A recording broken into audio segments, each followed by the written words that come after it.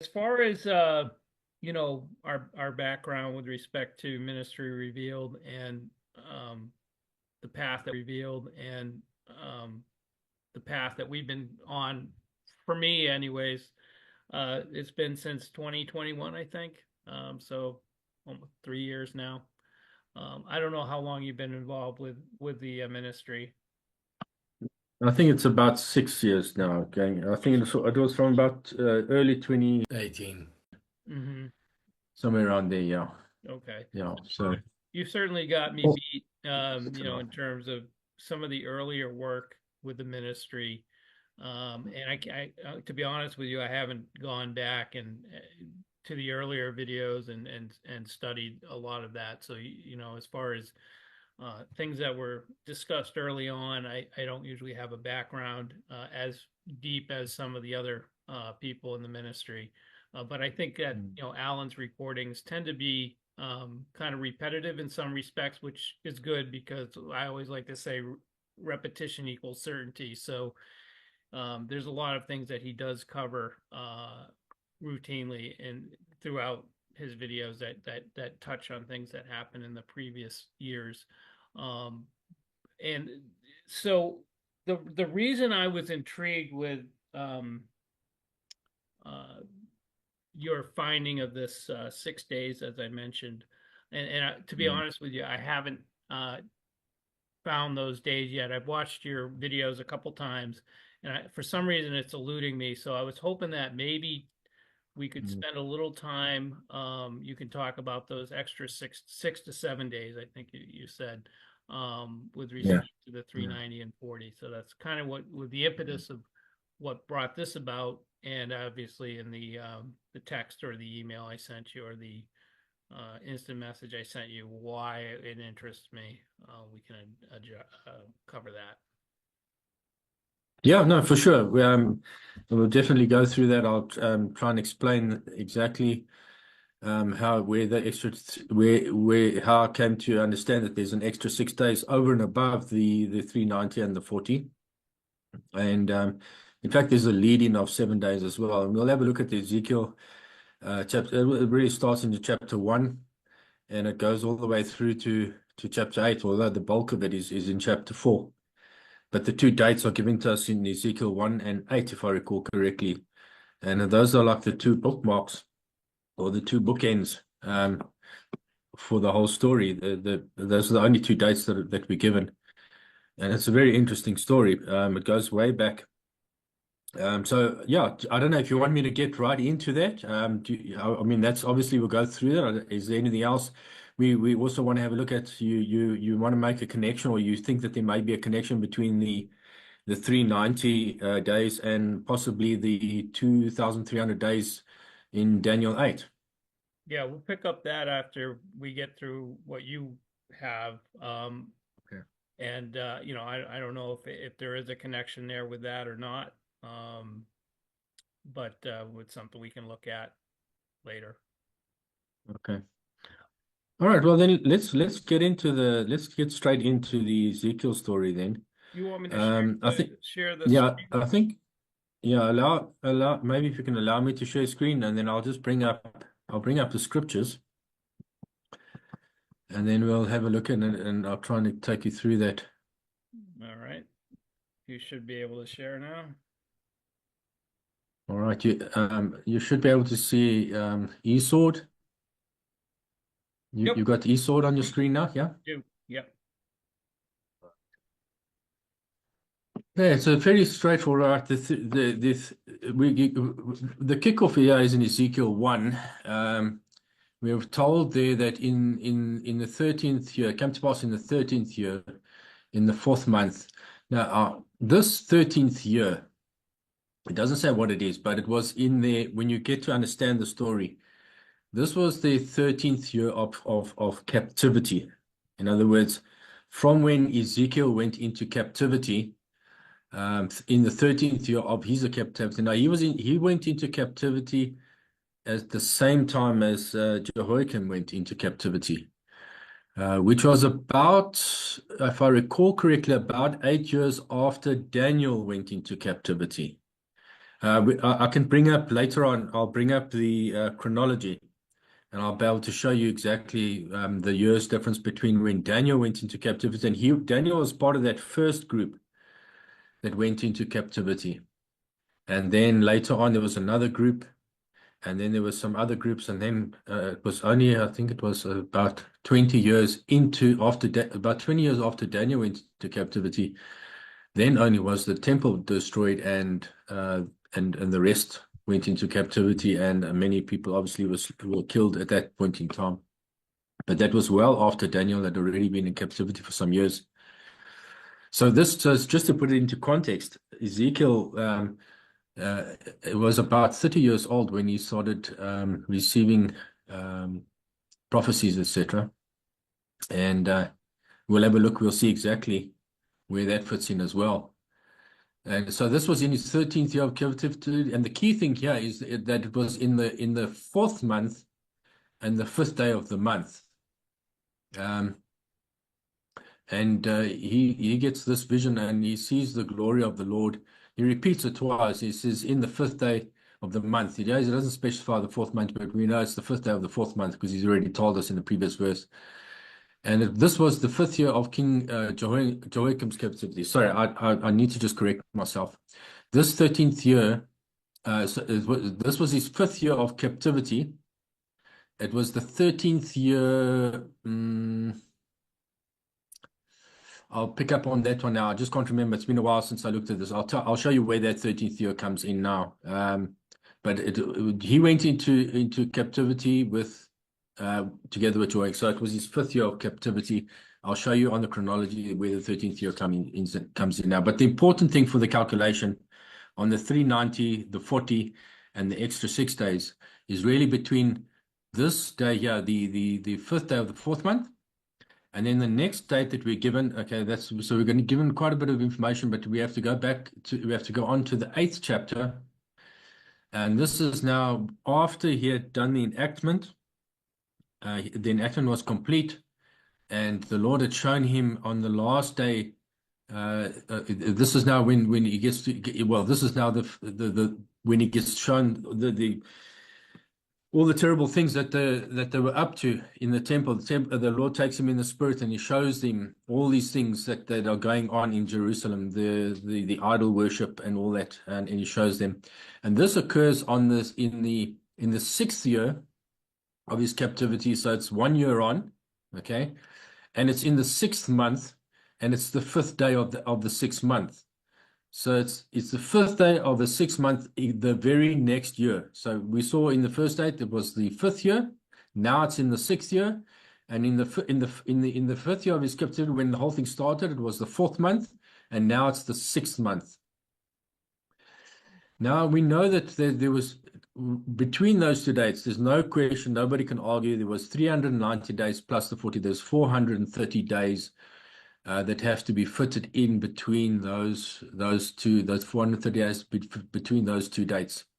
Oh, and we see that now. This is one of the interesting things, because this is the one story. There are two stories, the flood story and this story, that prove without a shadow of a doubt that there has to be from time to time a 13th month. Otherwise, you just simply cannot fit in the 430 days. In a normal month, in a normal 12-month year, there are in the Hebrew calendar there are 354 days. And then what happens is they have to make that correction. How many days did you say? 354 days. 354? Sometimes 354, yeah. Okay. So that's based on the cycles of the moon. There are 12 complete cycles in 354 days. Okay. And but it's less than the 365. So you got this 11-day difference between what the sun cycle and the moon cycle.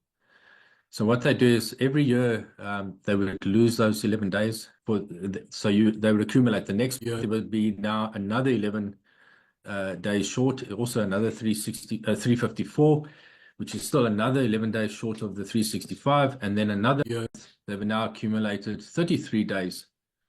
So then they add another month.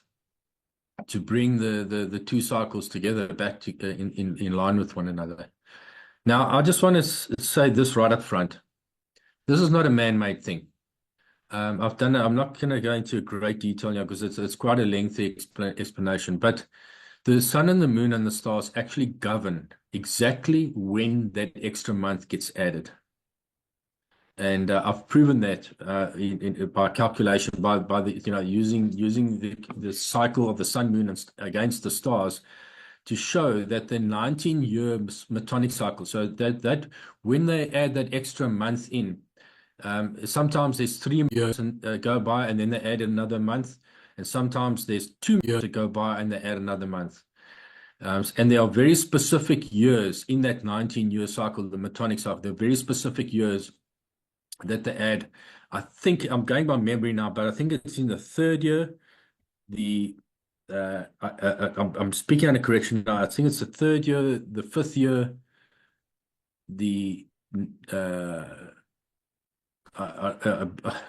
maybe I can look at that up later. But they are very in that 19 year. They are very specific years, and at first glance it appears to be a man-made thing.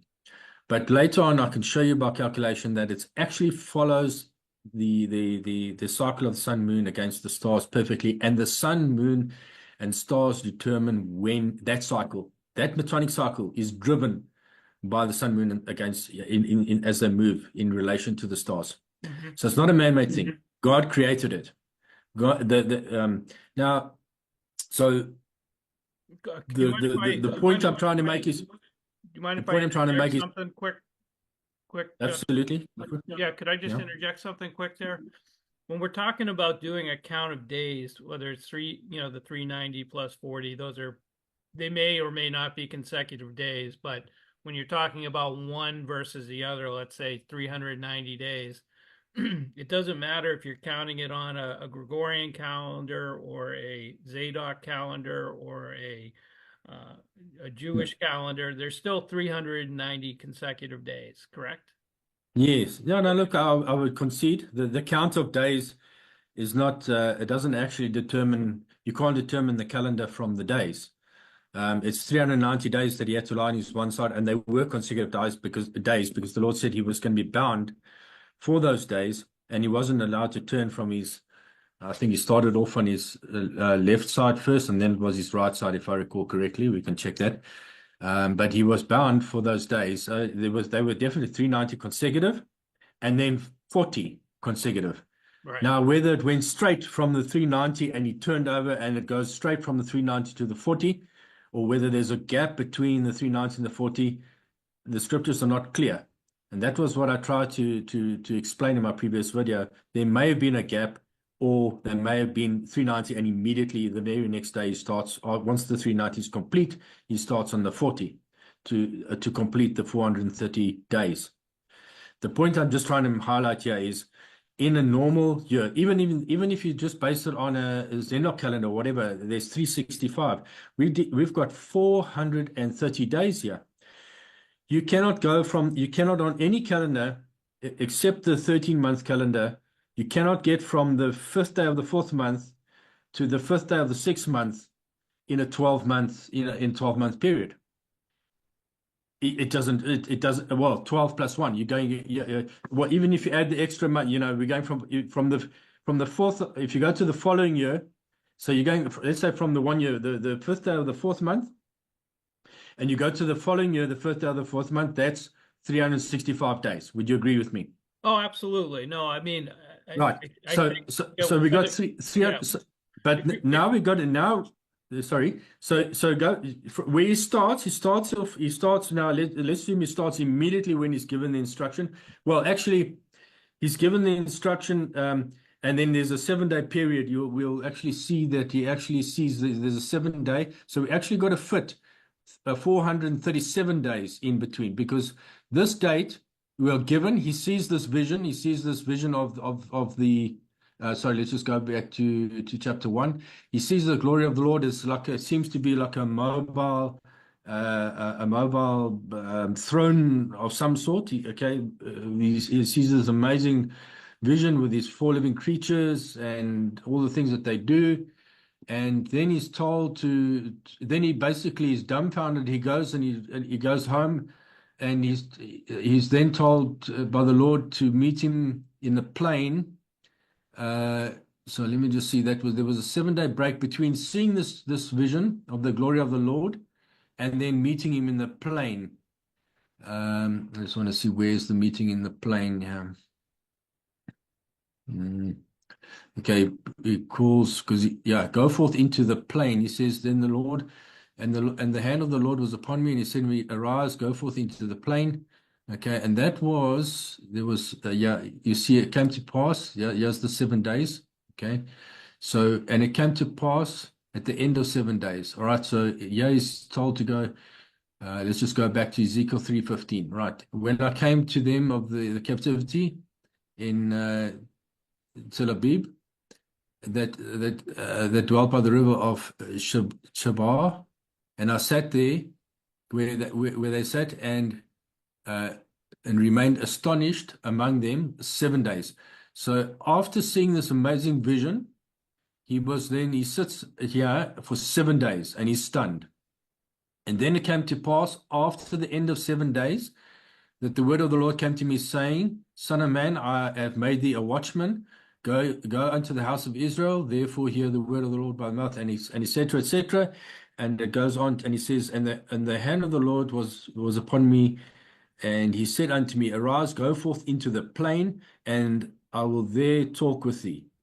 And then he goes into the plain, and this is where he gets his instructions. In the plain, he gets the instructions about the 390 and the 40 days. Okay, so we've got a date. First date is the 5th day of the 4th month. 7 days later, he's told to go into the plain, and he gets the instructions for the 390 and the 40 days on the left and the right side, right?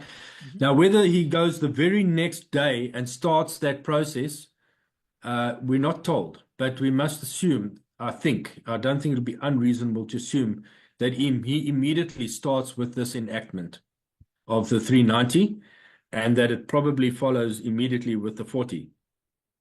Okay, so we've got a total so far of 7, then 390, and then 40. That's 437 days. And then we're given another, after all of that, we're given the final date of the 5th day of the 6th month. So it starts on the 5th day of the 4th month. And if you go through to the next year, to the 4th month, the 5th day, that would be 365 days, right? Because that's a year on. Right. 365 is still short of the 437. We're looking for, what would that be? 35 and another 37. 72 days, if I'm not mistaken. We can just confirm that. So we've got 437 minus 365. Yeah, 72 days. Now, so from the 5th day of the 4th month to the 5th day of the 6th month is 2 months.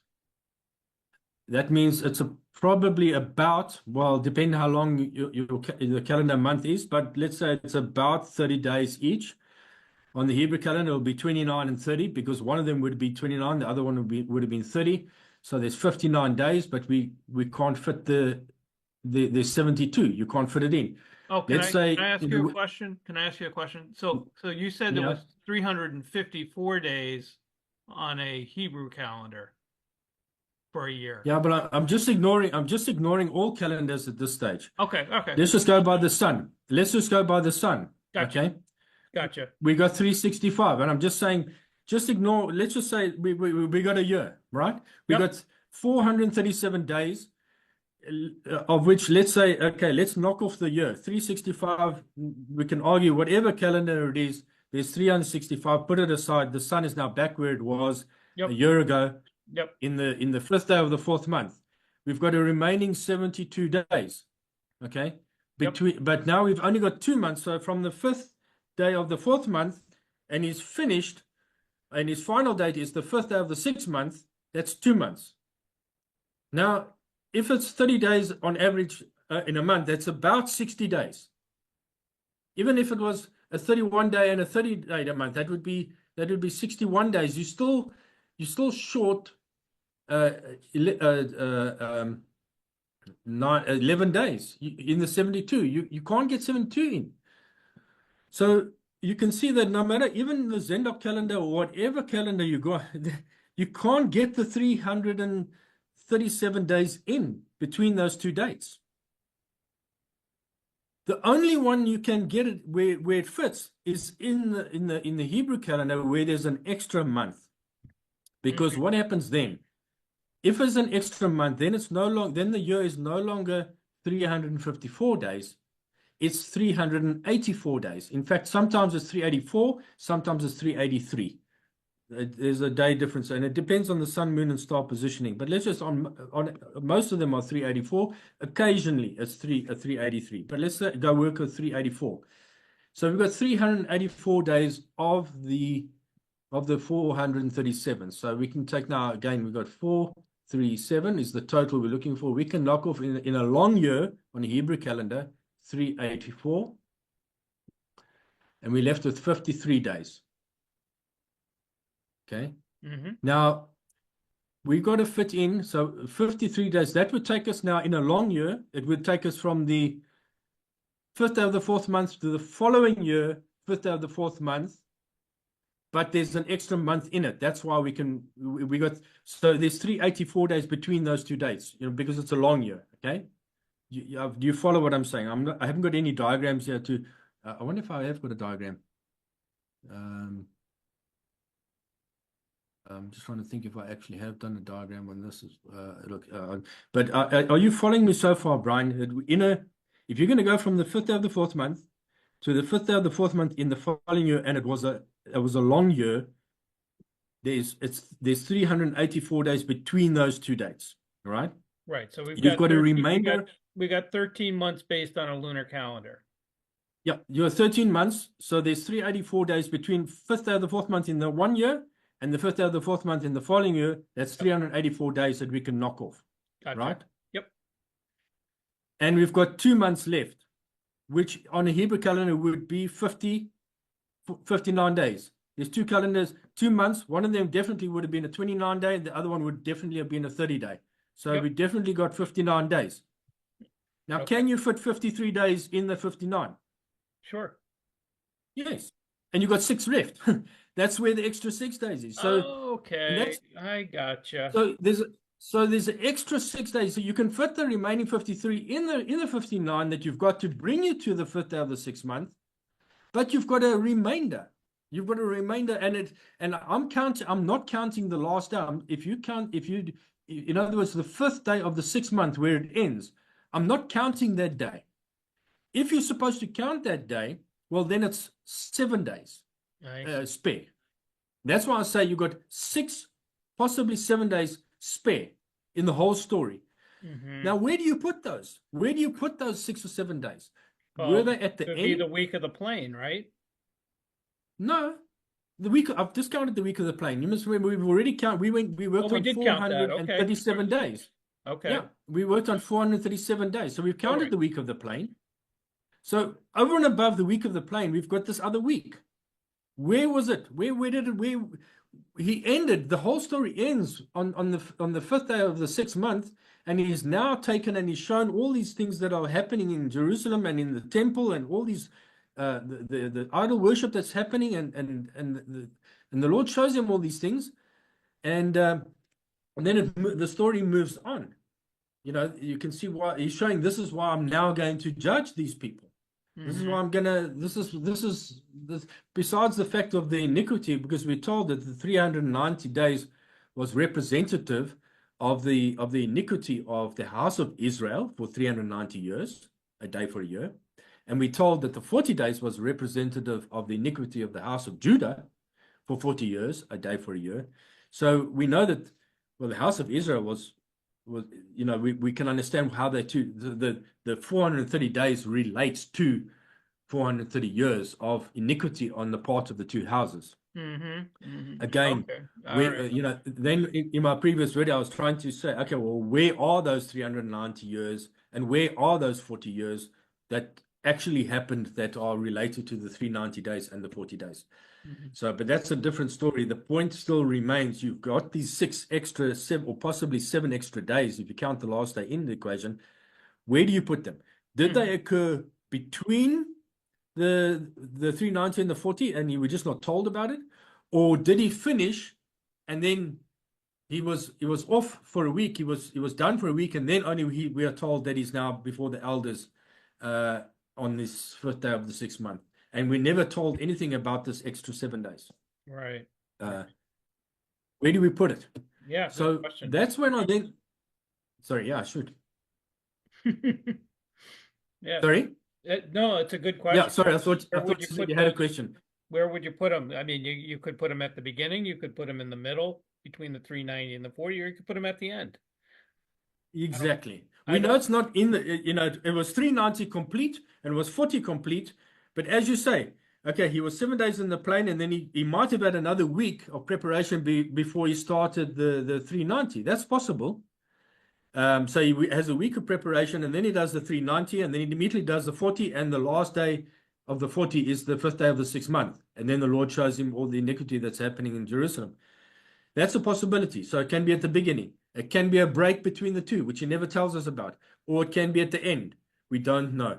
And that's when I started saying, okay, well, where is the 390 and the 40? Can that story maybe tell us where these 6 days or 7 days actually fit in? And that's what I tried to show, that in the actual chronology of things, the 6 years were after the 390 in 2 instances, depending on which years you call the 390, but there was definitely seemed to be a possible 6 years after the 390. And in one of the instances in that video, I showed that if you start from Solomon, if the 390 starts from Solomon, maybe I should just bring that chronology up, because then it can relate to it much better. yeah, and of course Uh, we're relating the beginning of the count of the 390 starting October 7th, yeah, 2023, yeah. which Well, was that's the interesting thing. Now, if we that's October 7th would have been the 8th day of Tabernacles. Tabernacles. Booths. Sorry, Yeah. sorry. Yeah, so there were 7 days before. Let me just so there were 7 days before the 7th of October, and they were the 7 days of Tabernacles, which kind of is interesting because it ties in with those 7 days before he went to the plain. After seeing the vision of the throne, he waits 7 days in astonishment. Then he goes to the plain and he gets his instructions. The 7 days fits exactly where in our times now, if the 390 started on the 7th of October, there were exactly 7 days from the beginning of Tabernacles to the end of Tabernacles, and they started on the 8th day, which exactly 7 days before, which fits exactly that portion of 7 days that he was before he went into the plain. Mm-hmm. And that I found very interesting. So then we can, and if we run the 390 count, now the question was, these 390, do you have to see the 390 through in the end time understanding? Is it 390 and then followed by 40? Or is it 350 and then the last 40 of the 2 instances run in consecutively, so for a total of 390? Mm-hmm. Or if they're sequential, then it'll be a total of 430. And obviously, I looked when at that time we were looking for events at the 350-day mark, and nothing happened. Yeah. So I said, okay, well, maybe it's sequential. So we're pressing on. And as we sit here right now, we have not completed the 40 days. We haven't completed the 430 days. I think we're sitting at the moment on 410 days, somewhere around there, since Yeah. October 7th. Yeah, I think we're just a hair over 20 days, or I'm sorry, under 20 days from Yeah, now. So, from the 430. yeah. Yeah, Yeah. yeah. So 437, if you take count from the beginning of Tabernacles, and 430 if you count from the 8th day of after Tabernacles. So that brings us to the end of the 430 count. I think ends on the 10th of December, somewhere around there. The 9th or the 10th of December ends the 430-day count. Right, right. So what we're looking at is to say, well, is this an end time count applicable to us as well? In other words, is just like it was a warning for the house of Judah that Ezekiel enacted before the destruction of the temple, he enacted this thing.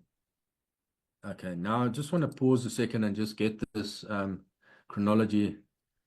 No, this is an eye test. I'm going to try and, I don't know, can you see it okay? Yeah, yeah. Yeah.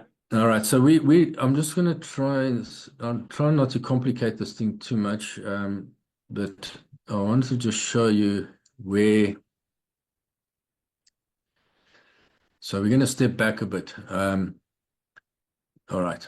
Daniel, this is the beginning of the 70-year count from when Daniel and his group went into captivity. And that was that happened when Nebuchadnezzar took the reign. He was co-rex with his father Nabopolassar, or whatever case may be. That's when they and the scripture relates there is it was in the 3rd year of Jehoiakim. That was the key marker. Hmm. Jehoiakim, there's Jehoiakim's, and we know in this chronology we've the biblical, this timeline of all the kings. They all, we can actually, we know exactly where the 3rd year of Jehoiakim was. So in his 3rd year is when Daniel went into captivity. So that clearly ties in. So, and you can see that Daniel was already 8 years in captivity. And then this is when Ezekiel went into captivity together with Jehoiakim. And that would have occurred, and there is a scriptural reference, I think, for that. I don't want to spend too much, but it was in the 8th year of Nebuchadnezzar. So 2 Kings 24:12, see, in the 8th year of Nebuchadnezzar. And we've all got that all charted down. So Nebuchadnezzar's 8th year is there. And so we know these things all link in. It's actually such an amazing thing to understand the biblical chronology, how all these connections, these years of the kings, and that every single one, they all tie into one another. They gridlock into one another. You can't get it wrong. If you plot it out like Reverend Martin Anstey did this in the year, well, he must have done it before 1913, because he published his book in 1913. So he must have done this in the early 1900s.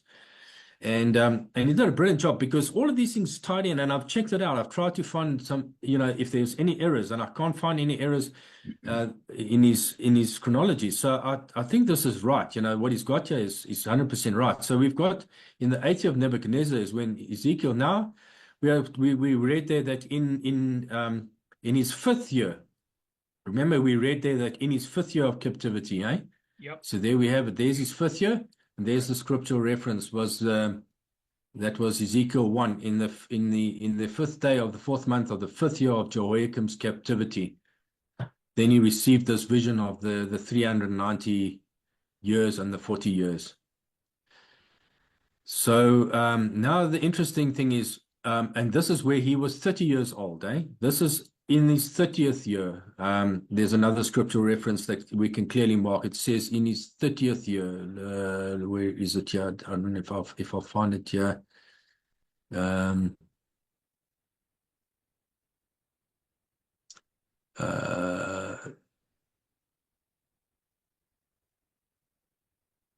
Year of it's also in Ezekiel 1. It must be there. I just miss it in his 30th year. Or did I misread it? Sorry.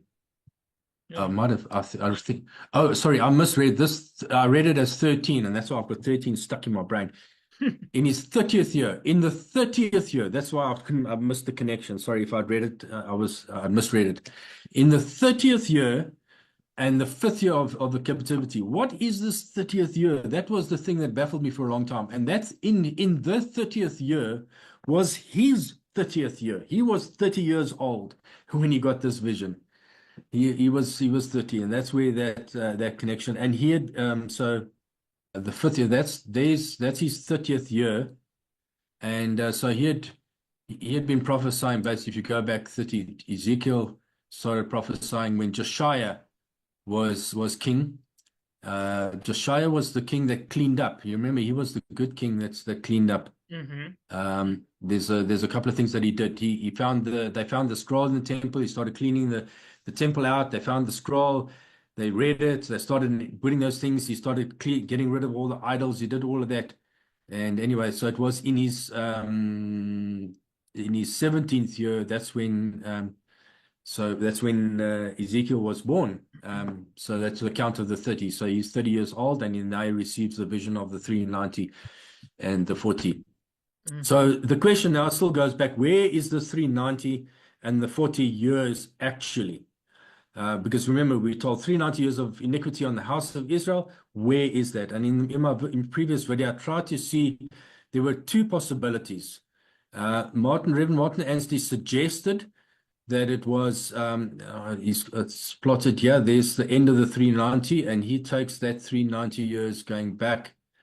So we have to go to another sheet, to the next sheet back, and here's the continuation. So there's the 390 continuation. I think so. Let me just check. Yep. Have I jumped too far? Yeah. So 358 is the last, and then there's 357, and it carries on.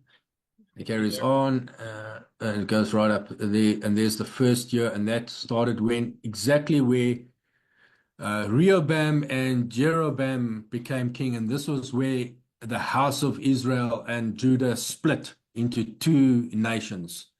Mm. If we go one back, so he thought, Reverend Martin Anstey thought that event was the house, the iniquity of the house of Israel. He thought started there.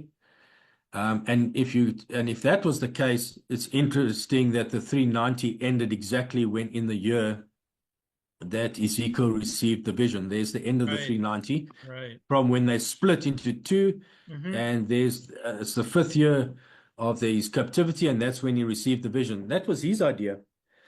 But if we take that one and we see then when did the temple get destroyed, we see there's exactly 6 years. That's these 6 years there.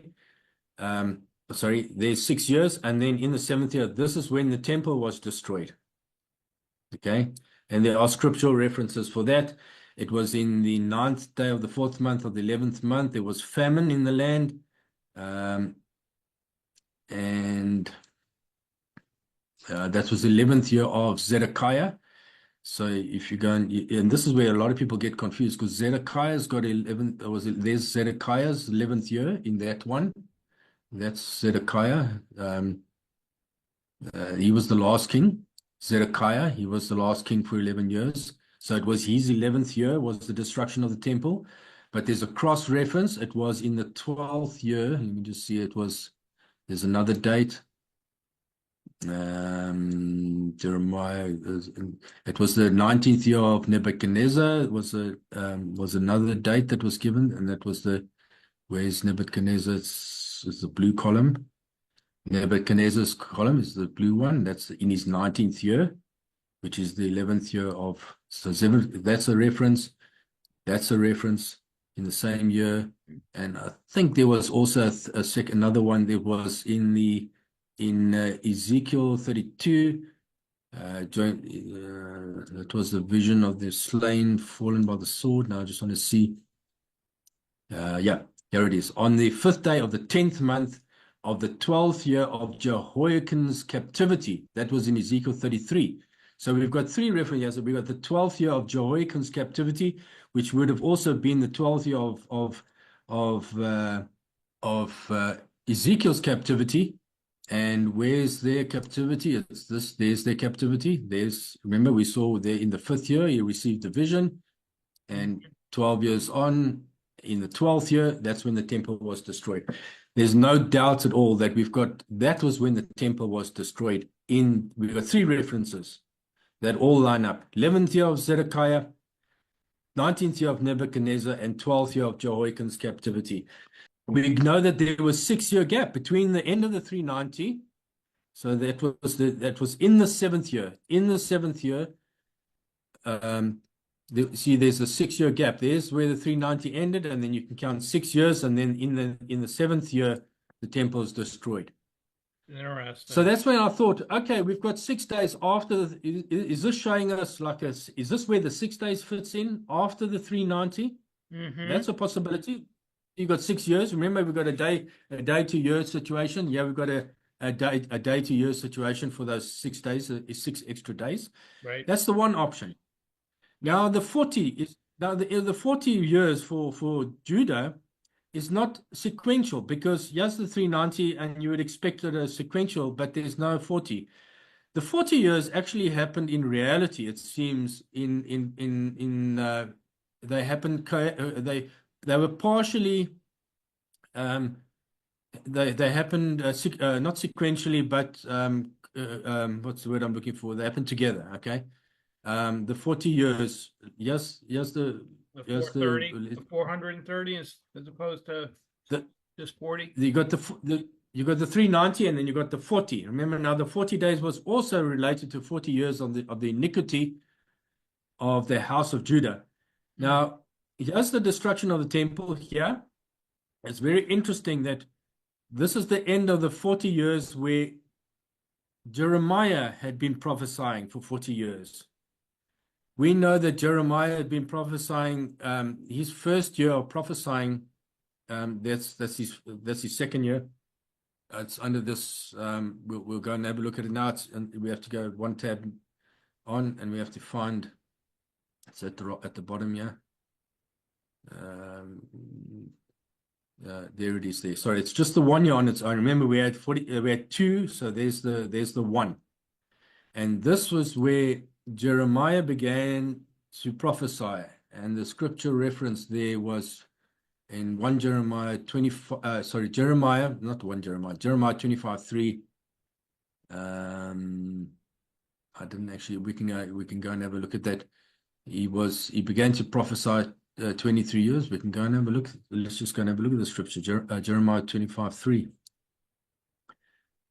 Just to show that we're not. This is not 25:3. There, from the 13th year of Josiah, the king of Josiah, the son of Ammon, king of Judah, even unto this day, that is the three. Sorry, I'm just going to move this thing out the way. That is the 23rd year. So it's the 23rd year that the word of the Lord hath come unto me. So the word had been coming to him for 23 years, and that I have spoken unto you, rising early and speaking, but you have not hearkened, you have not heard. So from the 13th year of Josiah, you can count forward 23 years. And this is when Jeremiah 23 was referring. It was written in the 23rd year, but he's saying from this particular date. So in his total of 40, in the 23rd year, he said, you guys are not listening to me. I've been speaking to you now since the 13th year of Josiah for 23 years, and you guys are not listening to me. That's basically what that verse says. Okay. Right. Yep. So if we go to we can go to the chronology, and we can find Josiah's 13th year. See, Josiah came in, there's Josiah, and there's his 13th year. So there's the first year that Jeremiah started prophesying, and we can count forward 23 years from there. Okay, so we know in the 13th, that's his year 1. Then 2, 3, 4. Then in the 23rd year, that's where that reference, actually, you'll find that reference here again. 25, 1 there. 23rd, 23. Let me just move this up again. Let's see, just see that. So that's 23. It's just in here. Should be 25, 1 to 3 is the 13th year of Josiah. It's a double reference, just referring the 23 years from the 13th year of Josiah. That's when that's when he wrote this, of course. So he said, that's when he said it. In his 23rd year, I've been warning you now for 23 years, and you're not listening to me. And in any case, so you can go in the scriptures and he carries on and on and on, and eventually the temple is destroyed. So we know the beginning part. We know exactly in the 13th year. So from the 13th year of Josiah to when the temple was destroyed was exactly 40 years. That, I believe, was in the iniquity of the house of Judah. Jeremiah had been prophesying them for 40 years now, and they did not listen to him. That was their iniquity. For 40 years he had been warning them, and they completely ignored him, and the Lord had had enough. And that was the end of the story for so even before all of that, and this was in spite of the fact that all these other guys had gone into exile. Daniel was in exile already by that stage. By the time the temple was destroyed, he had been in exile 19 years. It was in his 20th year of Daniel's 20th year that in captivity when the temple was destroyed. Um, Ezekiel had been 12 years in captivity when the temple was destroyed. And in spite of all those events, they still wouldn't listen to him. In the 40 days of Ezekiel, the 40 years of iniquity for the house of Judah is the 40 year of Jeremiah's prophecies. I'm fairly certain of that. So if that is the case, and we have a sequential, we can go back to the beginning of that 40 years. There it is there. Okay. And then I said, well, how do you fit in 390 before this? Because we know he was 390 days tied, and then he was tied up for 40 days. So there should be a sequential story to this thing, actually. So I started looking for 390 days and it was just interesting that if you go as far back to the beginning of King Solomon, when King Solomon became king, now that's where they split. King Solomon had been reigning for 40 years. So in the 41st year is when when Israel and Judah split into two. So we can just go back. Let's just go to the one tab before that. There's the end of the 40 years of the reign of King Solomon. Yeah, there's King Solomon. There's his 40 years of reign. Yep. Okay, and then immediately after his 40 years, they split into two. That's on the next sheet. So if I take the 390, and it's very interesting. So if I take the 390 back to start when King Solomon came into reign, and I count 390 years from when King Solomon came into reign, that's very, very interesting how there it is. Let's just go down. Sorry, it's not that tab. Let me just go back. So it's King Solomon's 40, right? Yep. That's 40 of the 390. So let's jump, I think it's this tab here. There's 41 of the 390. Now is when they split the two sons. And then we carry on counting the 390, and it all goes down in this column here. 390. There's the end of the 390. There's the first year of the 40. There's the end of the 390 when you count from when Solomon became king. And it's so interesting that there's exactly 6 years between those. Exactly 6 years. So we saw in the previous option that it was the 390 was followed by 6 years and then the destruction of the temple. And then in this case, we've also got a 6 years after the 390, but then the 40 starts. And his 40th actually ended on the 5th day of the 6th month. His 40th day of his enactment. So I just felt that was very interesting. So in the end times, I don't know. Yeah, it's tough. It's tough to correlate and fit that in. I mean, it was it's a super idea to do that, to add the 390 and the 40 from what we thought was the beginning of the dung year at the end of Tabernacles, and get to where we presently are now. But what the thing that kind of piqued my interest was the 6 to 7 days, and I looked at that maybe being tacked on to the end, at the end of the 390 plus 40, and it seemed it's almost like it fit with the wedding week of where the 390 and the 40, the 430 days would end based on the calendar that I was kind of assimilating with. So I don't know if you probably thought of that as well, I'm sure. Yes, no, obviously that's where I kind of, at this point in time, if we take the 430, we take the 430 days from the 7th of October, including the 7th. So 7th October is day one. Then, well, we can actually just, I can just open it quickly. We want to, so let's say now this is, yeah, I'll just say, if you want to include the 7th of October in the account, you must enter the day before. And I'll prove it to you. So it's the 6th of the 10th of 2023. Okay. And we want to, oh, sorry, let me just change that to add days. So we want to add 390, or let's just say 430. Yeah.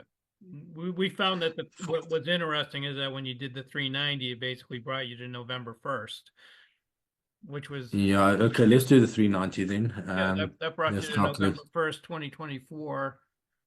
Yeah, well, November 1st, Oh, if you do not include, oh, that's why. I was trying, if you do not, I'll show you here. If you look at the first month, I've picked the 6th. You see that it's taken 25 days of this month. Okay. So there's 31 days, minus 6 would be 25. So these days are including the 6 is not. So the 7th is now included in the count. I see. You get it? Yes. Okay. If you enter 7 here and you recalculate, you'll see that now it's 24 days. So that means the 7th is not included in the count. So that's why if you want, and I do believe, and it's up for debate, but I believe that the 7th should be included in the count. The Jews are certainly counting it as day one. In their war count, they're counting it as day one because it was the first day. It was the first day that the hostages were taken, and that was day one. So they certainly are including it in the count. And when you include the count, then you get to 30th of October for the end of the 390. Well, that's the end of and if you go the end of the 30th day, which would be split between the 30th and the yeah, the end of including, yeah, I think the 30th is included. Let's go to the last day. Yeah, because 30 days, yeah, you see the 30th is included. Yes. So in this case, the 7th of October is included, and the 30th of October the following year is included. Right. And that was so, and then of course if you go the full 340, which is the 390 plus the 30, then you get to 9 December.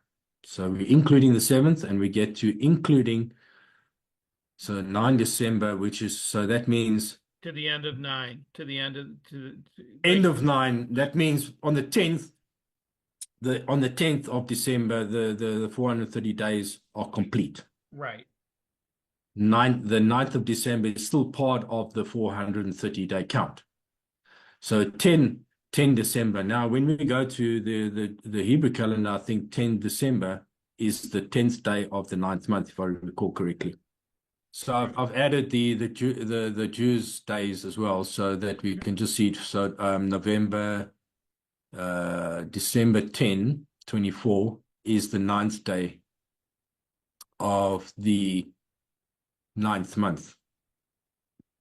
9th day of the 9th month. That is so interesting as far as I'm concerned, and I'd like to see what you guys do. But when we know that the 9th day of the 5th month is such an important day. I mean, this whole story of Ezekiel was all about leading up to the destruction of the temple.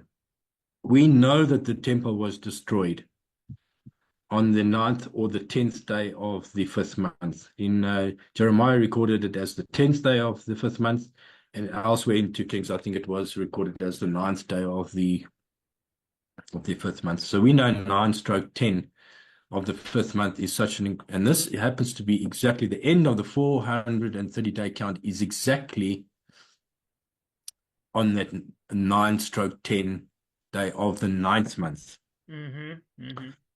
And that's when I started, hang on a second, there's something going on here. And for a long time, then it dawned on me, and it's very strange how these things happen, because it came to mind, and I think I posted on the forum that, we've got this, our Lord, Jesus said, You say the harvest is in 4 months, and I say the harvest is ready now. So he's got this 4 month connection. And I said, but hang on a second. The ninth month minus 4 gives me 5. So is the ninth of the ninth month actually, in the Lord's eyes, the ninth of the 5th month? Very interesting. That's exactly the day that we're looking for. We know that the temple was destroyed on that day. Is the Lord's, in the Lord's eyes, this the true ninth day of the 5th month? And it's also the end. Exactly now the 430 days are complete. And is this when the first attack happens? On the ninth day of the 5th month in his eyes, which happens to be the ninth day of the ninth month on the Jews' calendar. Mm-hmm. Um, so that's where that really and then we can build on from that. Yeah. Yeah, let's have a look at your calendar. Okay.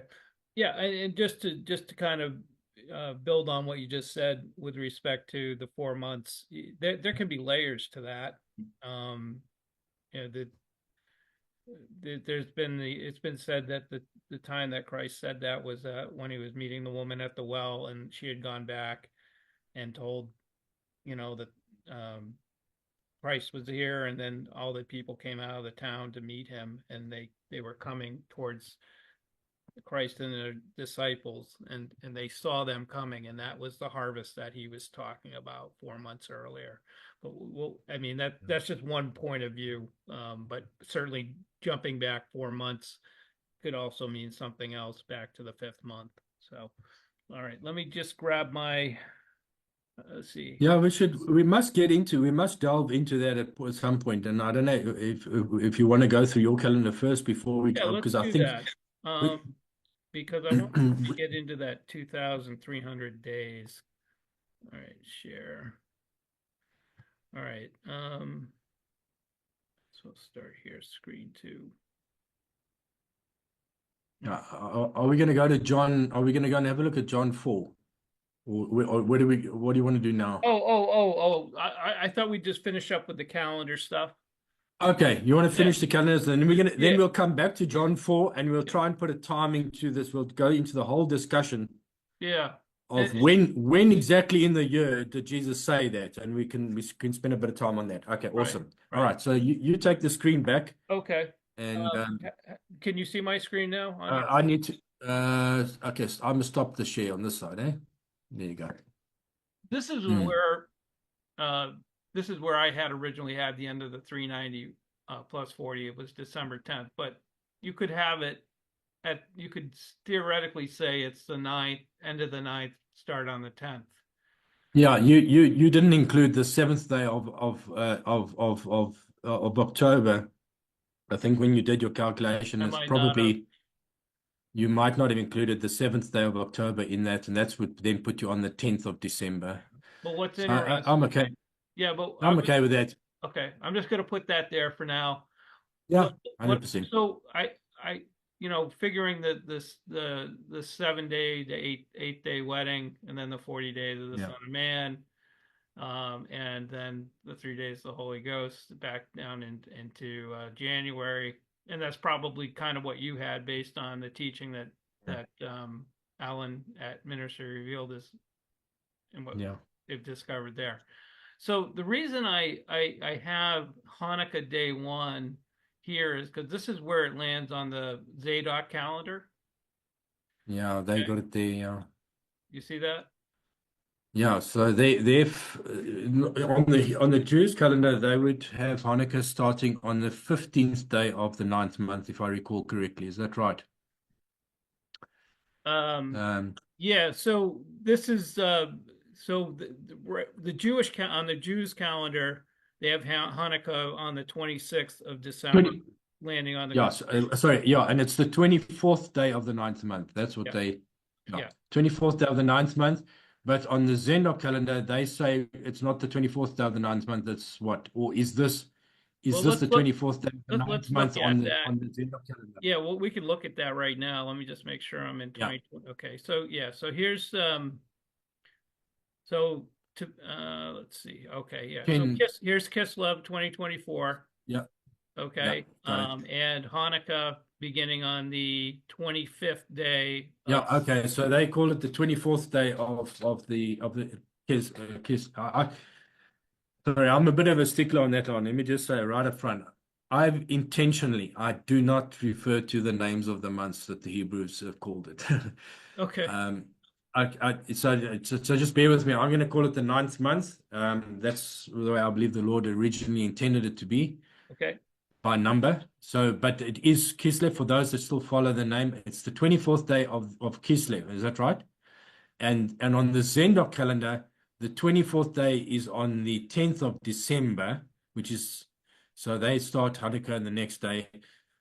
Whereas the Jews say that the 24th day of Kislev is actually on the 24th of December, so 2 weeks later. Yeah, just There's I think there's a it's 2 week difference between the Jews calendar yeah. and this calendar, the Zendok calendar. There's a 2 weeks. So we're The talking. Zendok is I think it's like 15 days, quite actually, though, if I remember. 30. Yeah, Okay. Yeah. yeah. All Okay. right. So, so I found that interesting with respect to the seeing as that Yeah. you know Hanukkah being the festival of lights, and again, it's basically a festival, uh, and a time we know that Christ comes as light when he comes back. Um, and I also looked at the moon phases in that month, and they are full for like 3 or 4 days in the midst of Hanukkah, which I found interesting this year. Um, yeah, just the exact date of full moon, I think it would be the 15th of December, I think. Yeah. I Yep, think the yeah, 15th around of there. December is the full moon. Yeah. Yeah, they call it a cold moon in December, and there's basically 3 days, I guess, that it looks full, Yeah. and so Okay. So the 4th, the 5th, and the 6th of Hanukkah would be basically full moon, yeah, time of full moon on, and yeah, that lines up with the 4th, 5th, and 6th day of Hanukkah on the Zendok calendar. Okay, I got yep, it. Yeah. yep.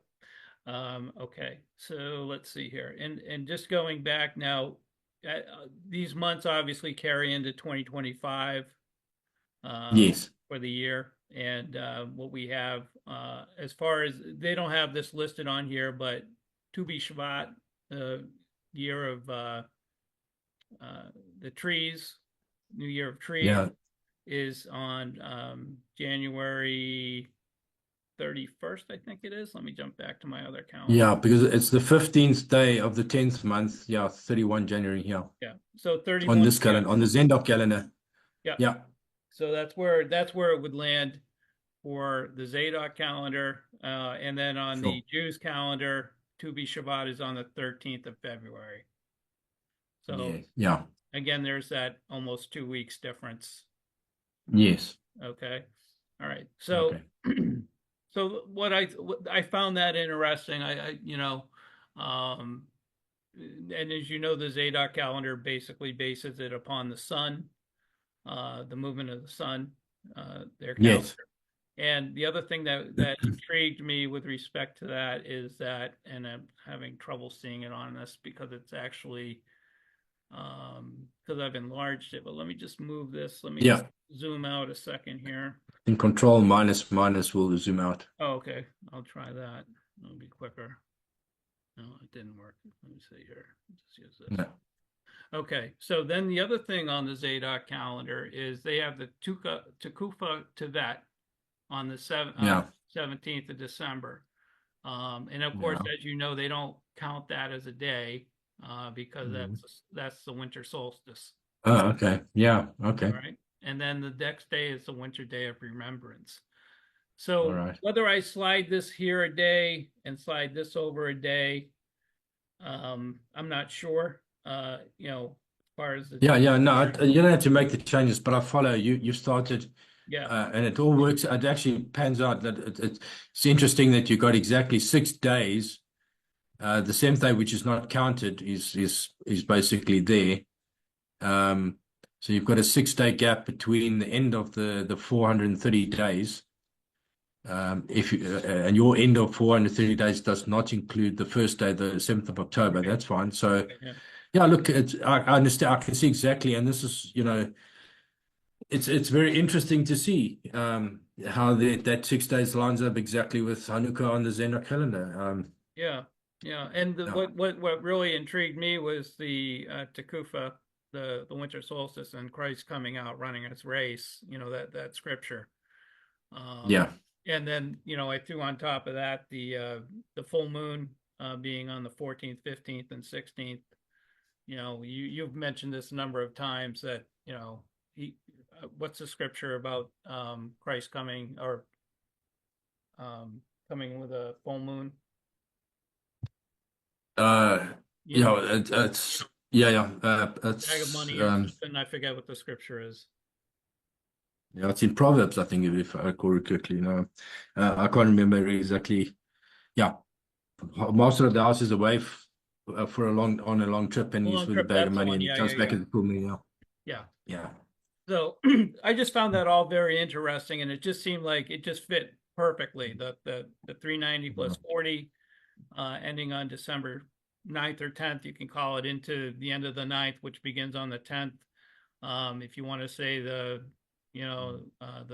escape happening then, and then the wedding, week there, and then at the end of the wedding week, which is Hanukkah.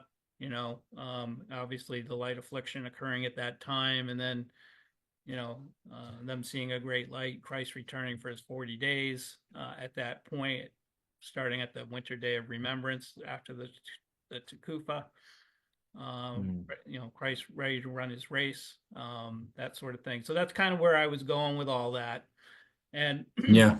when I was thinking about the 390 and 40, I said, that's 430 days.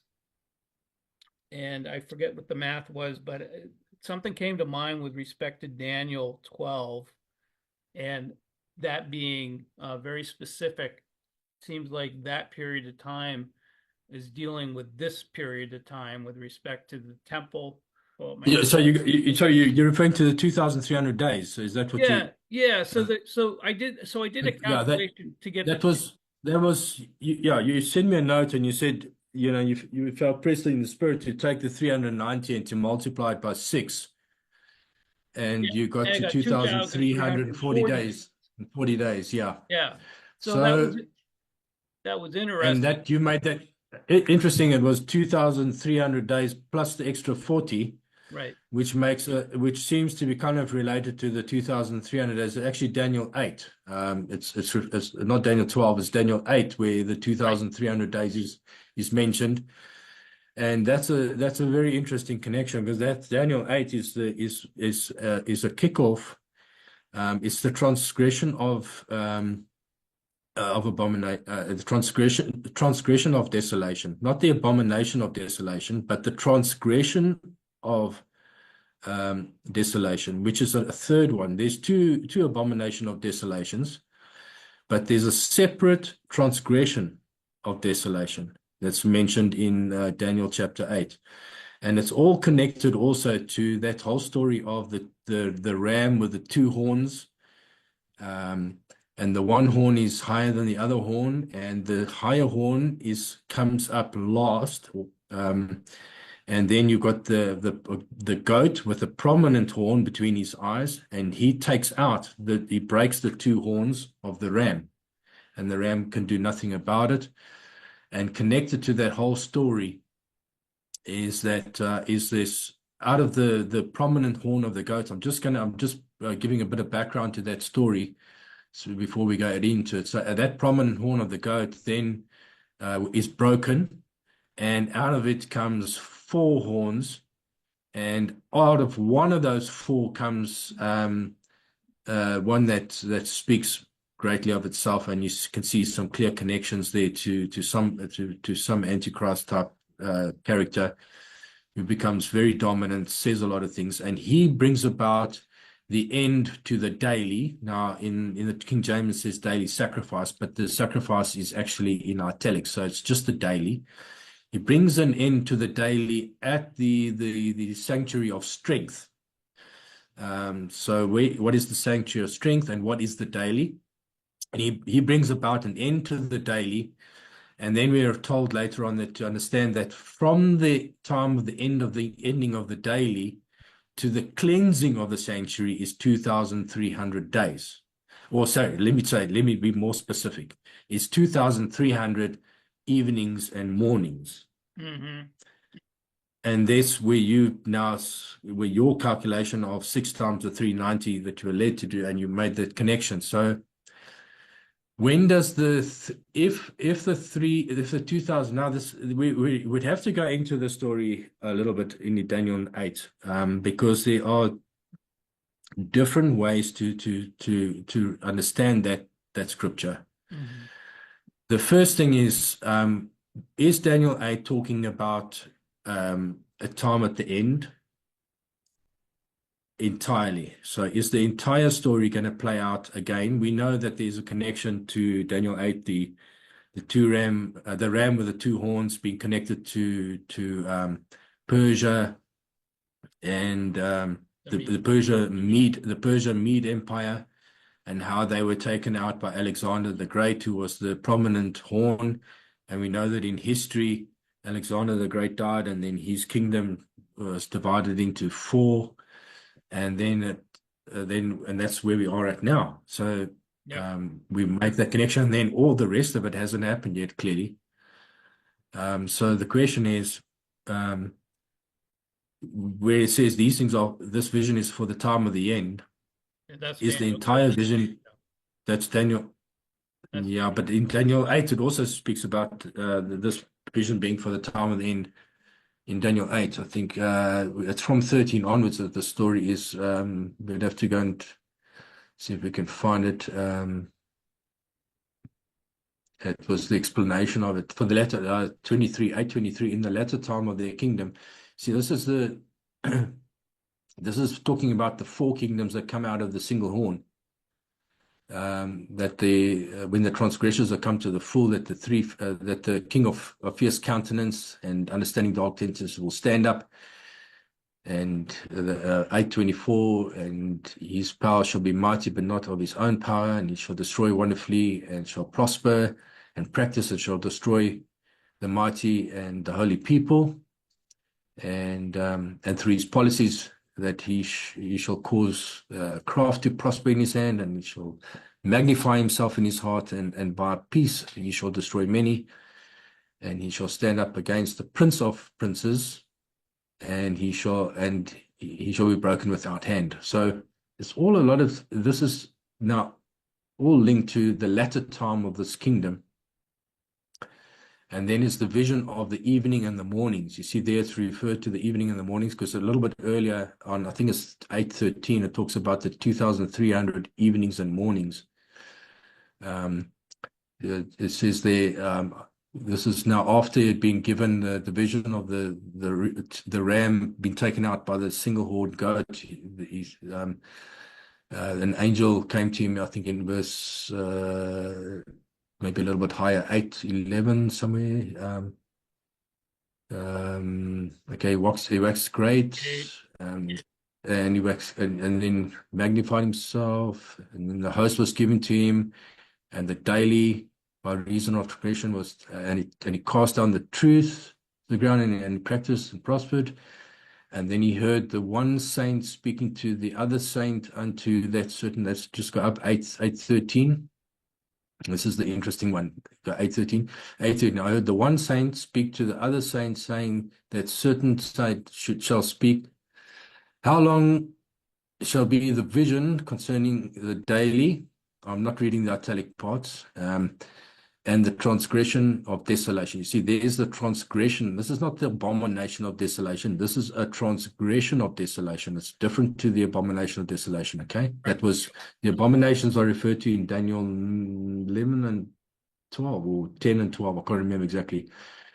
I think it's 10 and, it was 11, definitely one of them is in 11, and the other one could well be in 12. Anyway, but those are abomination of desolation. This is a transgression of desolation. So from the transgression to, yeah, that's important. That's an important distinction you're making right there too. Um, yeah. Go ahead. I'm So sorry. this is a transgression of desolation. So sorry. So he spoke, and how long will be the vision concerning the daily? and the transgression of desolation, to give both the sanctuary and the host to be trodden underfoot. So the sanctuary is a some it's not the temple, but it's something related to the temple, and it's trodden underfoot. And then he said unto me, unto 2,300 days. Now then shall the sanctuary be cleansed. Can you just switch it through to the King James Plus? I just want to see that days. Is it actually, or I don't think that 2,300 is that word days? What is it? Actual days? Day and evening, day and night. Yeah, you see this. Yeah, it's translated. You see, it's misleading. You see, there's a reason why it actually should have been translated 2,300 evening mornings, right? Yep, evening and morning. Because it spoke about evening mornings, the vision concerning the day. This evening mornings is important because I think it was later on we read that also that he says that the vision of the evening mornings is true. See, later on, I think we read it in 8. It was further down. It was 8. Just there's 2 places that refers to evening mornings.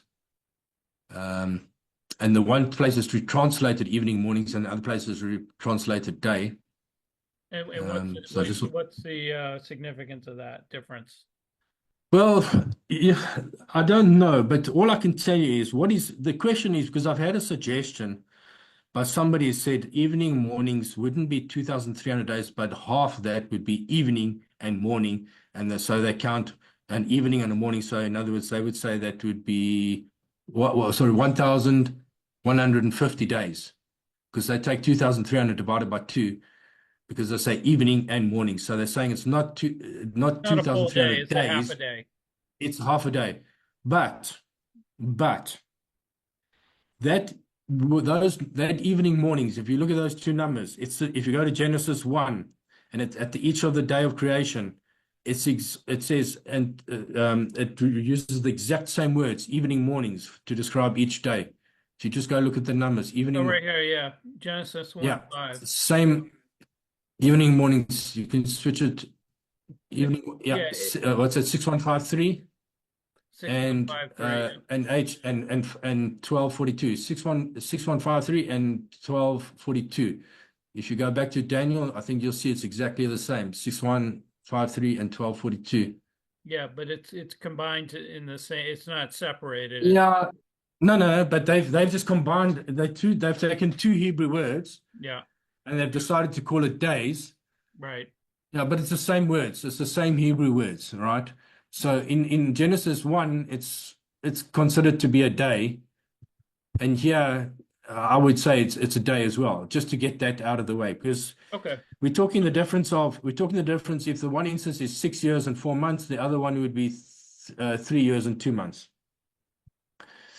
And it's about a time when they will be trotting underfoot. Daniel 8:13, that the host will be trodden underfoot.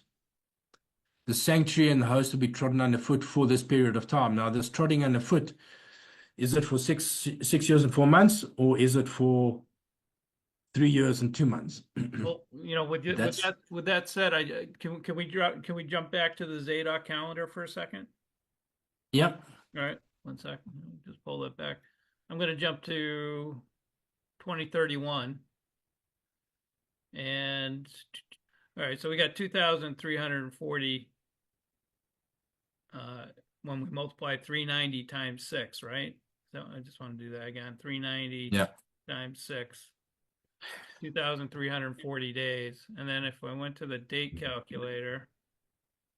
So, Brian, I just want to be clear on that. There's no scriptural. This was a purely my understanding is that this 390 times 6 was what you believe to be spirit led.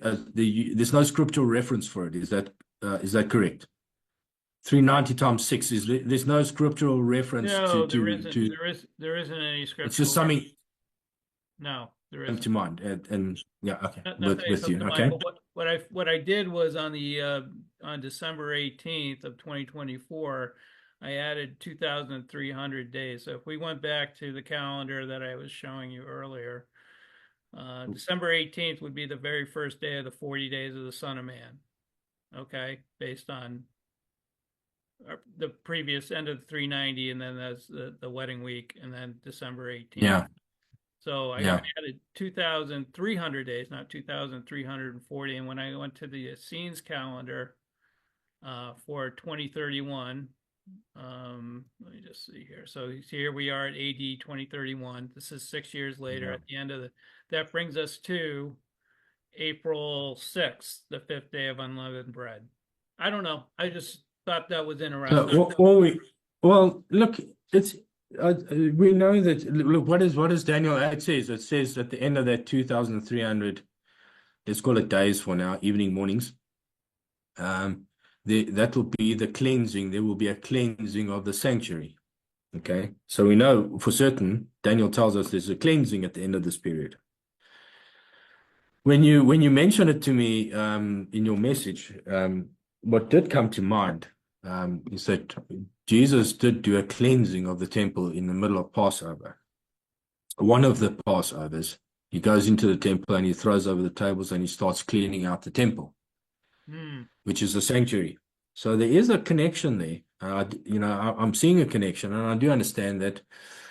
I'm just trying to understand that in terms of where we also think that it might be, in terms of the seals, and where we will be in terms of, is this in line with where we're expecting the rapture of the church to happen, which might be Passover or its second Passover. Well, this would be the first Passover. This isn't the second Passover. Yeah, this would be the first part, not second Passover. Yeah. But is this the start of the cleansing, and that the actual rapture occurs at the second Passover? That's all things to think about. That's very interesting. Yeah, I thought I must concede. being the 6 years that the start of the return, coming, Christ coming back, and Alan has always kind of taught us about he comes back at the 6th year, so this is almost like I see heavenly Mount Zion coming at this point in time. Maybe I'm wrong on that. Well, it's 6.5 by this stage. Remember, 2,300 days is 6 years, 4 months, approximately, depending on, of course, how long your months are. But so if I divide it's 230, on any calendar, it'll be approximately so if I did 6 years and 2,300 divided by, let's say, if I use the Essenes calendar, a number of days is 364. That's 6.31. Yeah. So a third, that's 6 years, and a third of a year. Hey, not 3 months. It's a third of a year. What is a third of a year? It's 4 months. 3 months. It's 6 years and 1/3 of a year, which will be 4 months. So it's 6 years and 4 months. So, yeah, it does tie in. I must concede that definitely there is something going on there. And then that means that remember the beginning of the 2,300 days, the kickoff event was that transgression of desolation relating to the ending of the daily. Remember, there's an ending of the daily. Now, what is that daily in these end times? There's no sacrifices, and there is no word sacrifice in the text of Daniel. So I think I'm fairly clear that I think that the daily is related to the daily prayers that are taking place at the Western Wall. I do believe so, and it does seem to be linked to the ending of that event. So that's a very strong possibility. Now, when does that end? Does that end on the first attack, or does it end a week after the first attack? Which kind of implies I think if you're taking it from the 18th of December, it will be a week after the first attack. Is that right? 18 December, I think. When do you say the first attack would be? On the 10th or the 11th of December? Any day after the 10th. After the escape of the bride. December. Yeah. Yeah. Any time in that period, and you taking, so if we, of course, so if you've taken from the 18th, but if you had taken and we ended up in the 5th day of, was it the 5th day of Passover in 31? Was it the 5th day of Passover on the 3rd day of Passover? No, in 31. Just go to your Zendar calendar. Okay. I'll go back. So if I went back 7 days, 31. yeah, okay. Yeah, you said six. Where did it come to? Was it the 6th of April? April 6th on the fifth day That's of, the fifth day. yeah, Fifth day of unleavened bread. yeah. So if it happened on the 13th, 5 days earlier, if the actual transgression of desolation actually starts a bit earlier than the 18th of December, um, Bring and it, it starts on the 13th of December, then it could well be linked to the beginning of Passover or even on Passover. If you take how many you take in Passover, there's 6 days. There's exactly 6 days there. Passover plus the 5 days. So what would happen if you actually put in your date instead of 18 December, you put 11 December, okay, one you second. would actually come to Passover, or 12 December. I think you would come to the 1st of April. You want to put in the 11th? So that would bring you to March 30th. Uh,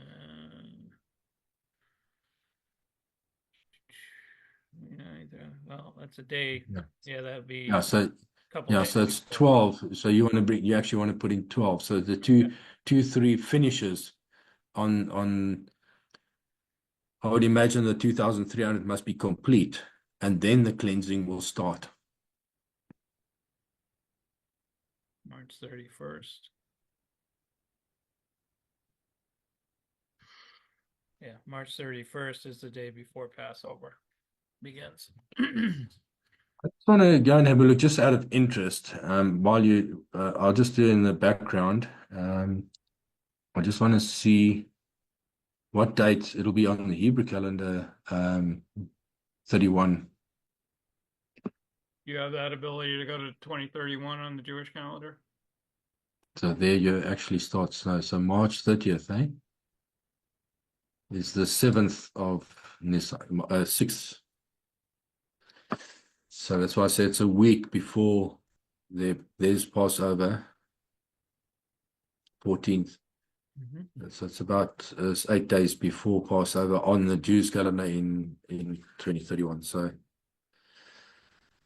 if you take that's interesting. Hang on a second. You add just take your December 18. You took a December 18 plus 2,300 came to April 6th. April 6th, which is the 13th. So the 14th day of the first month would be the end of on the Jews calendar. You're on the Zendok. It's the fifth day. It's the fifth day So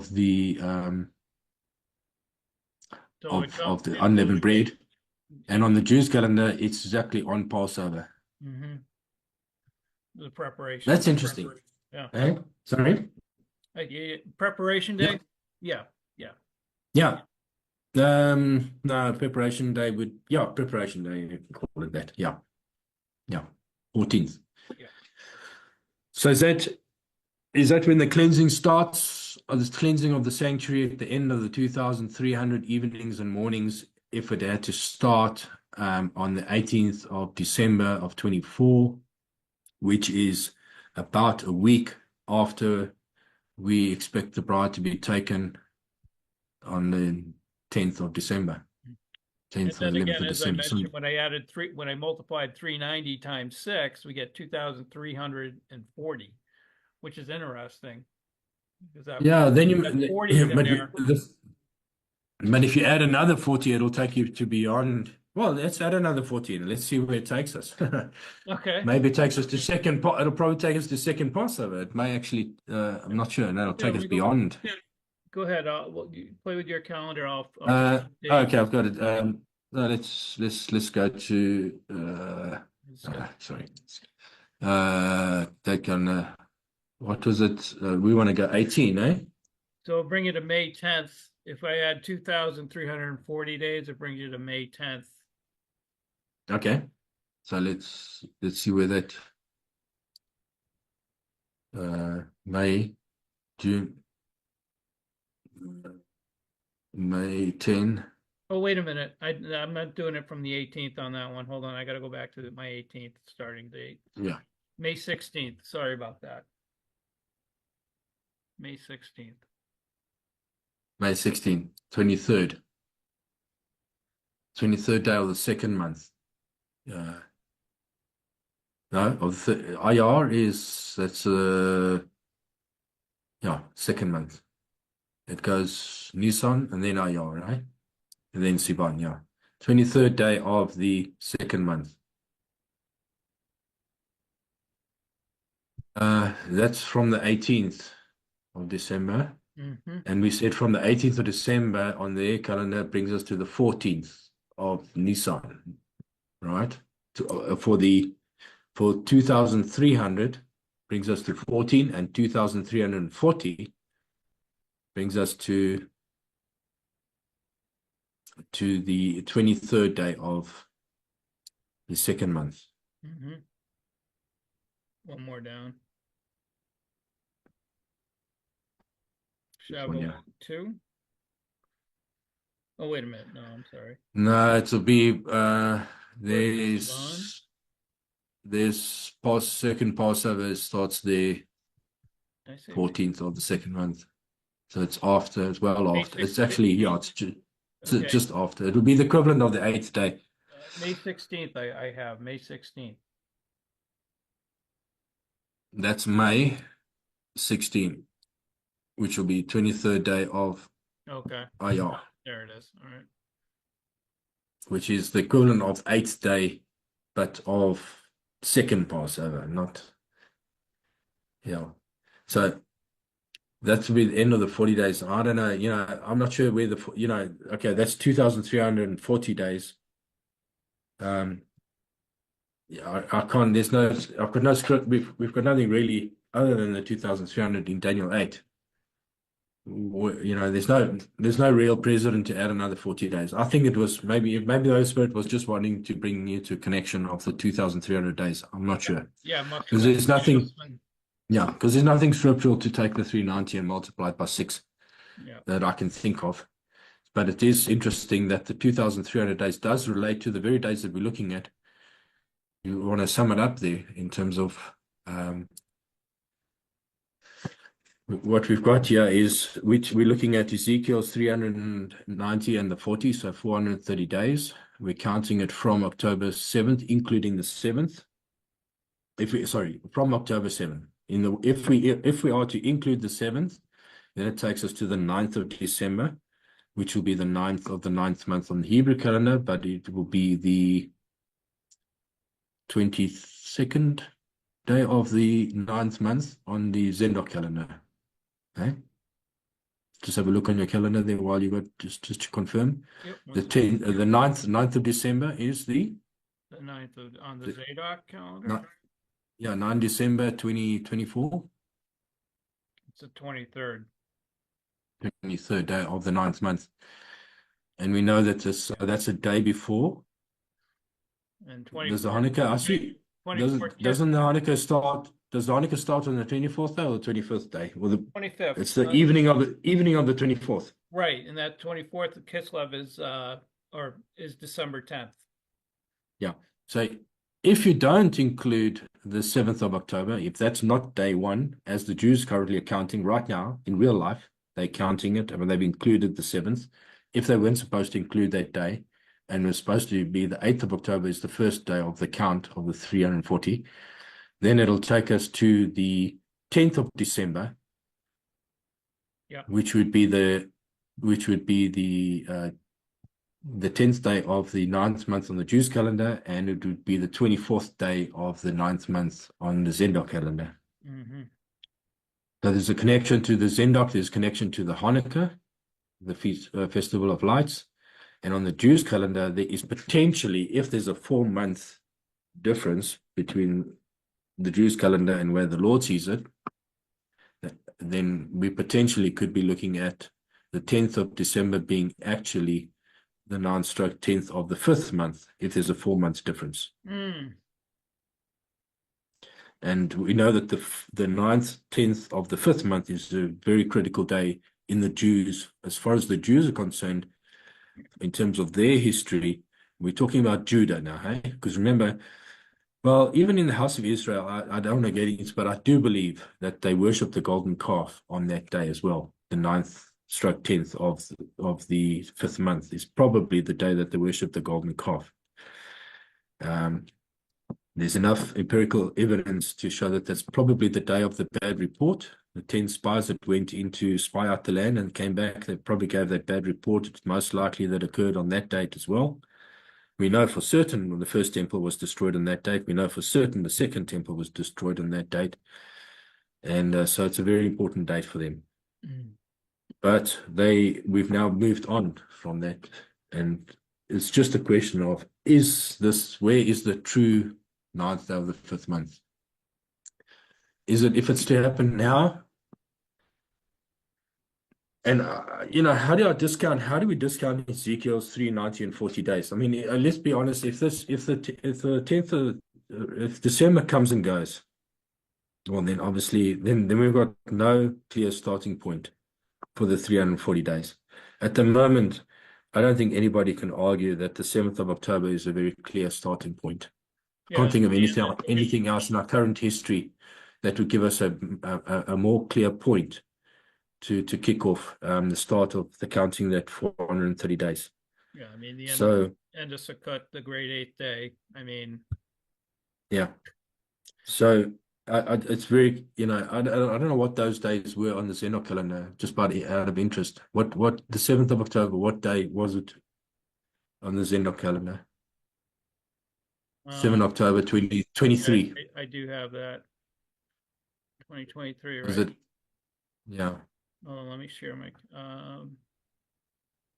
Yeah, you can. I think, did I end the share? Yeah, I've ended the Oh, share. and the other interesting thing is that October 7th on the Zadok calendar was the fourth day of Tabernacles.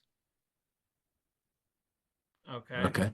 And then obviously the fifth day of Tabernacles. So on the Jews' calendar, it was the 8th day of Tabernacles, and on the Zeno calendar, it was the 4th day of Tabernacles. Correct. Yep. And that was the 18th day of Tishri on October 7th. Yeah. Yeah. Well, yeah. And on the Jews' calendar, it would have been the 23rd day of Tishri in that year. I just wanted to see if there was something interesting about that 7 October on the Zeno calendar. So they're very close to one another in terms of they're both in that vicinity of the Tabernacles event. What's interesting Yeah, too is what's interesting too is that October 7th on the Zadok calendar, or yeah, October 7th on the Zadok calendar is the middle of Tabernacles. And there's, they're completing tabernacles. The Jews are completing tabernacles on that day. And then when you get to a year later, Hanukkah's off almost 2 weeks. Yeah. And I don't know if that's because of the lunar, they're following a lunar Hanukkah versus a solar count. Yeah. Because You say that, a year later, there's 2 weeks difference between the Zendok calendar and the Jews. Yeah. Yeah. Yeah, it's because of that 354 versus the 364. It's 10-day difference. Yep. You got a 10-day difference between the Zendok calendar and because they would have had a short year. Just trying to think, did they 23 to 24? No, they had a long year. Sorry, 23 was a long year. So we actually, it's the other way around. You guys are working on 364. They had a 384. There's 20-day difference. Mm. They had a long year. They had 23 going into 23, 24. It was a 13-month year for them. So going from tabernacles in 23 to tabernacles in 24 would have been 384 days. Because they had an extra month. But Zendok only had 364. Correct. So that would be 20 days difference.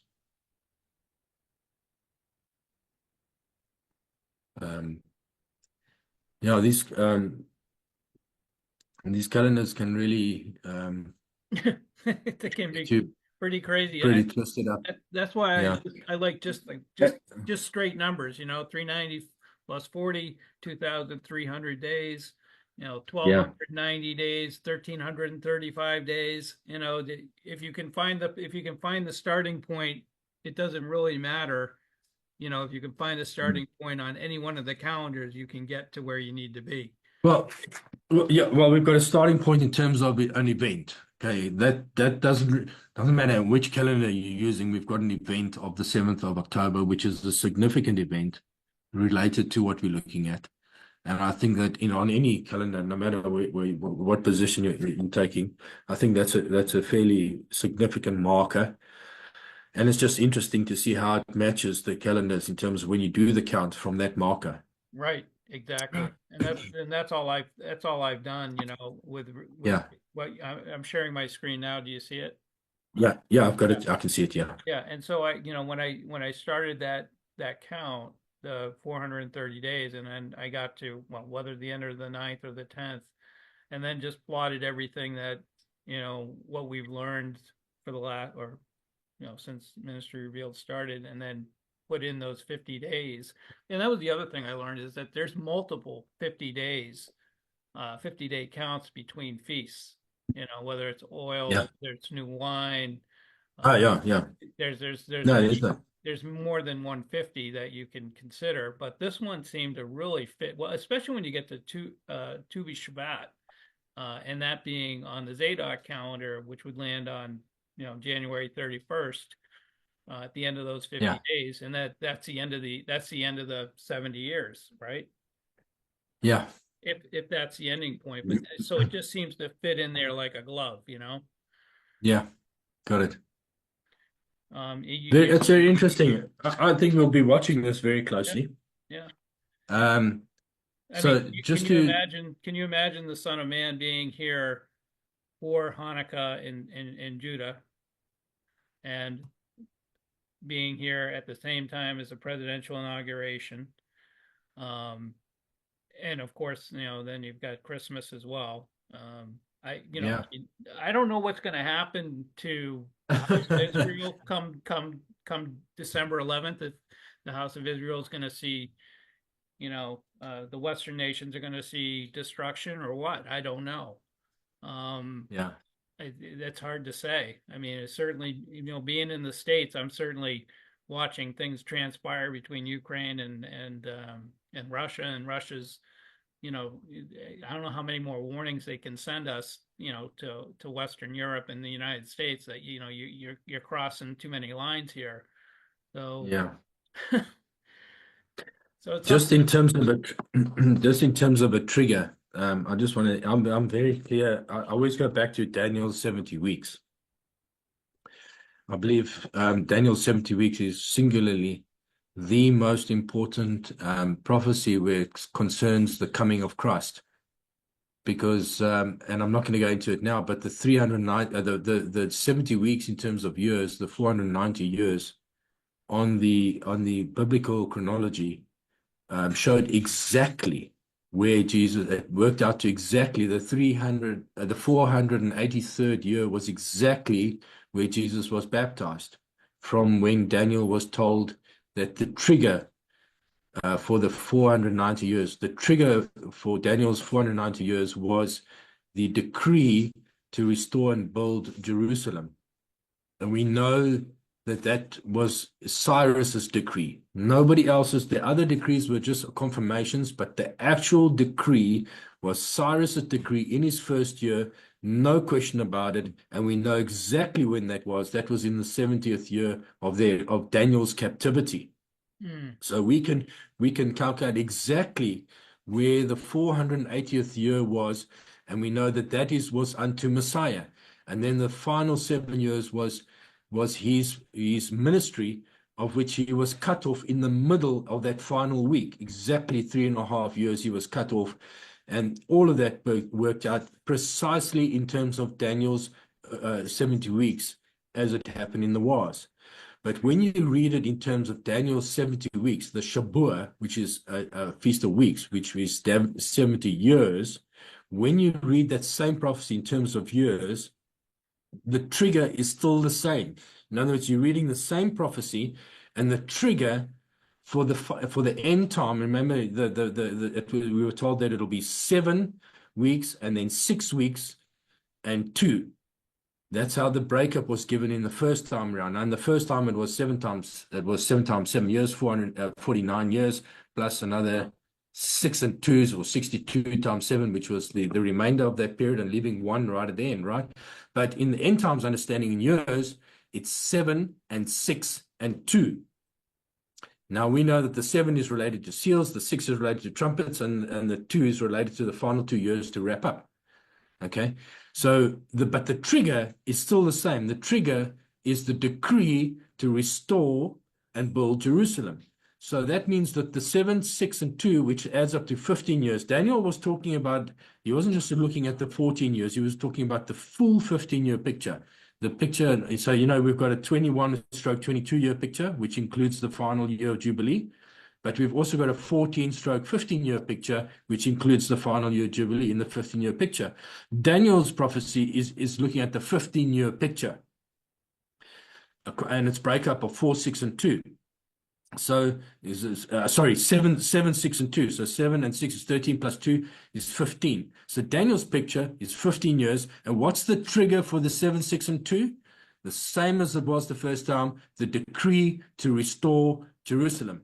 That means that, in my understanding, the 14-year tribulation cannot start until the decree to restore Jerusalem happens, which means the only way there can be a decree to restore Jerusalem before the 14 years is that something must happen to Jerusalem, something really bad enough for them to then issue a decree to restore and build.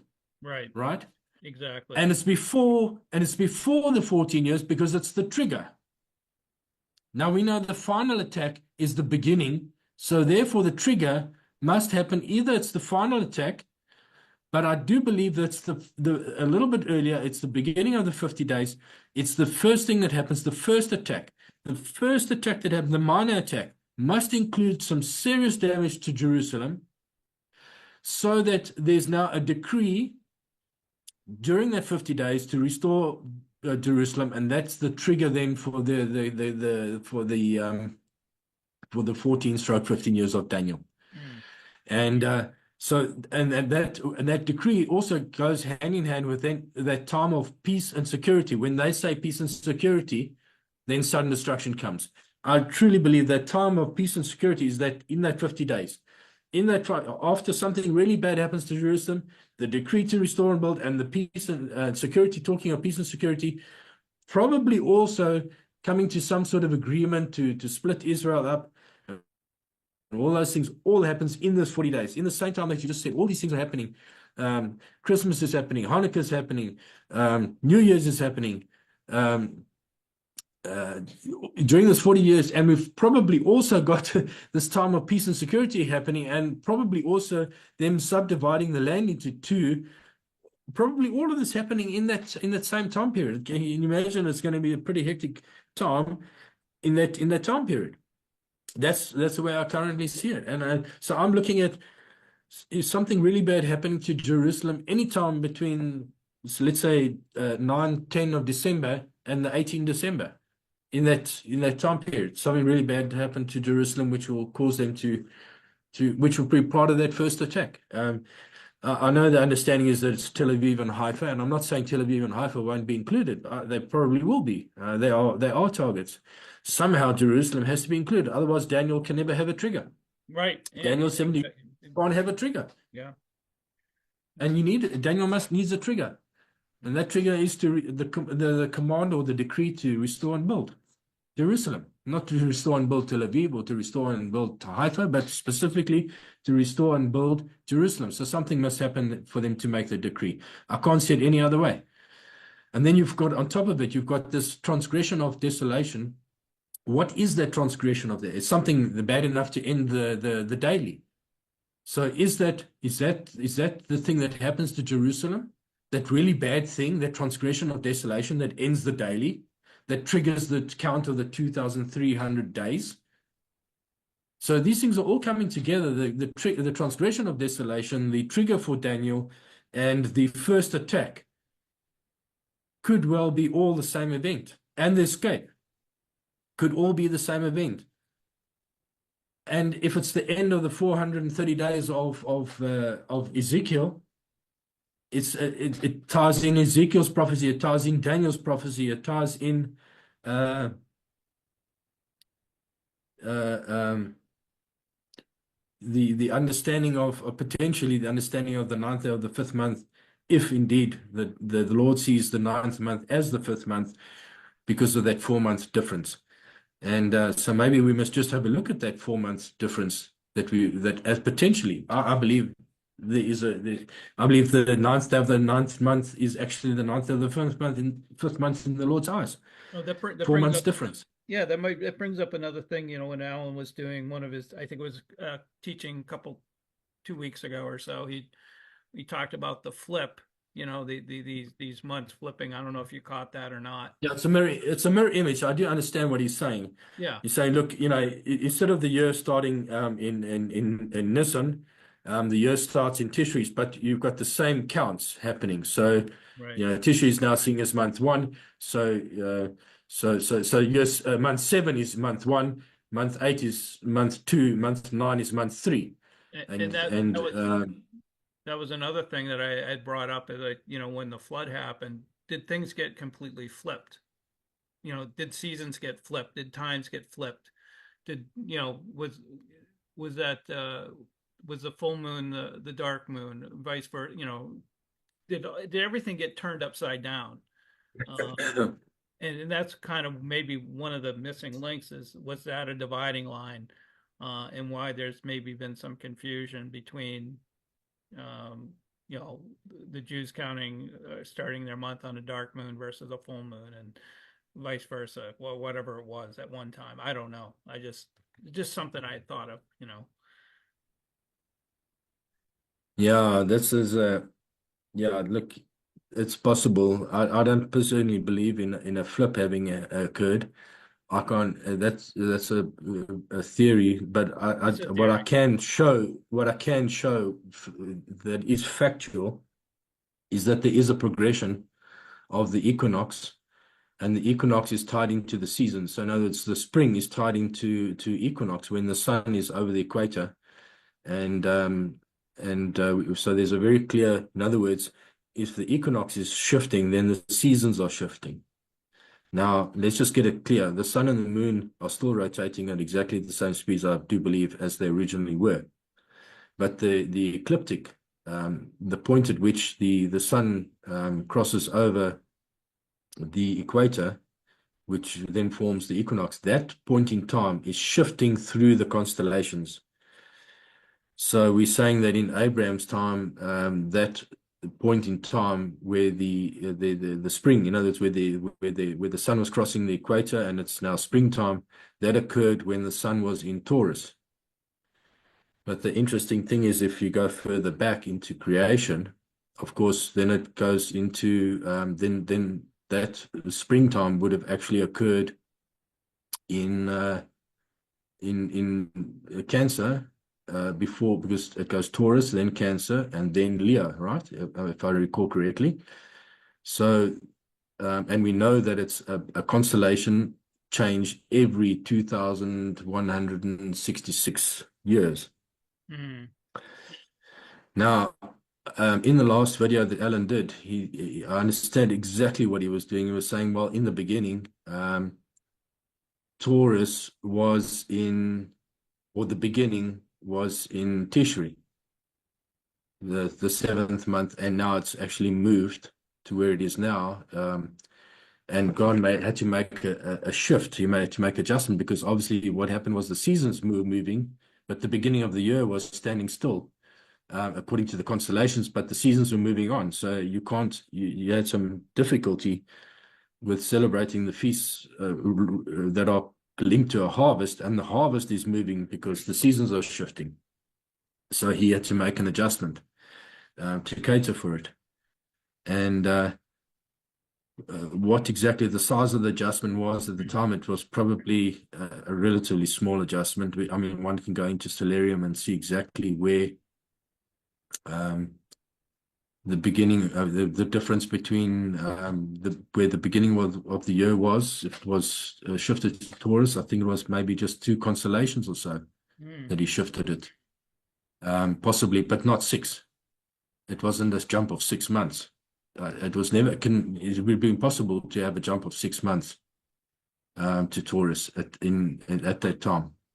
And that's why I don't agree with that notion that the Lord moved the beginning of the year from what we now call the seventh month, and he moved the 6 months to what we now call the Nisan.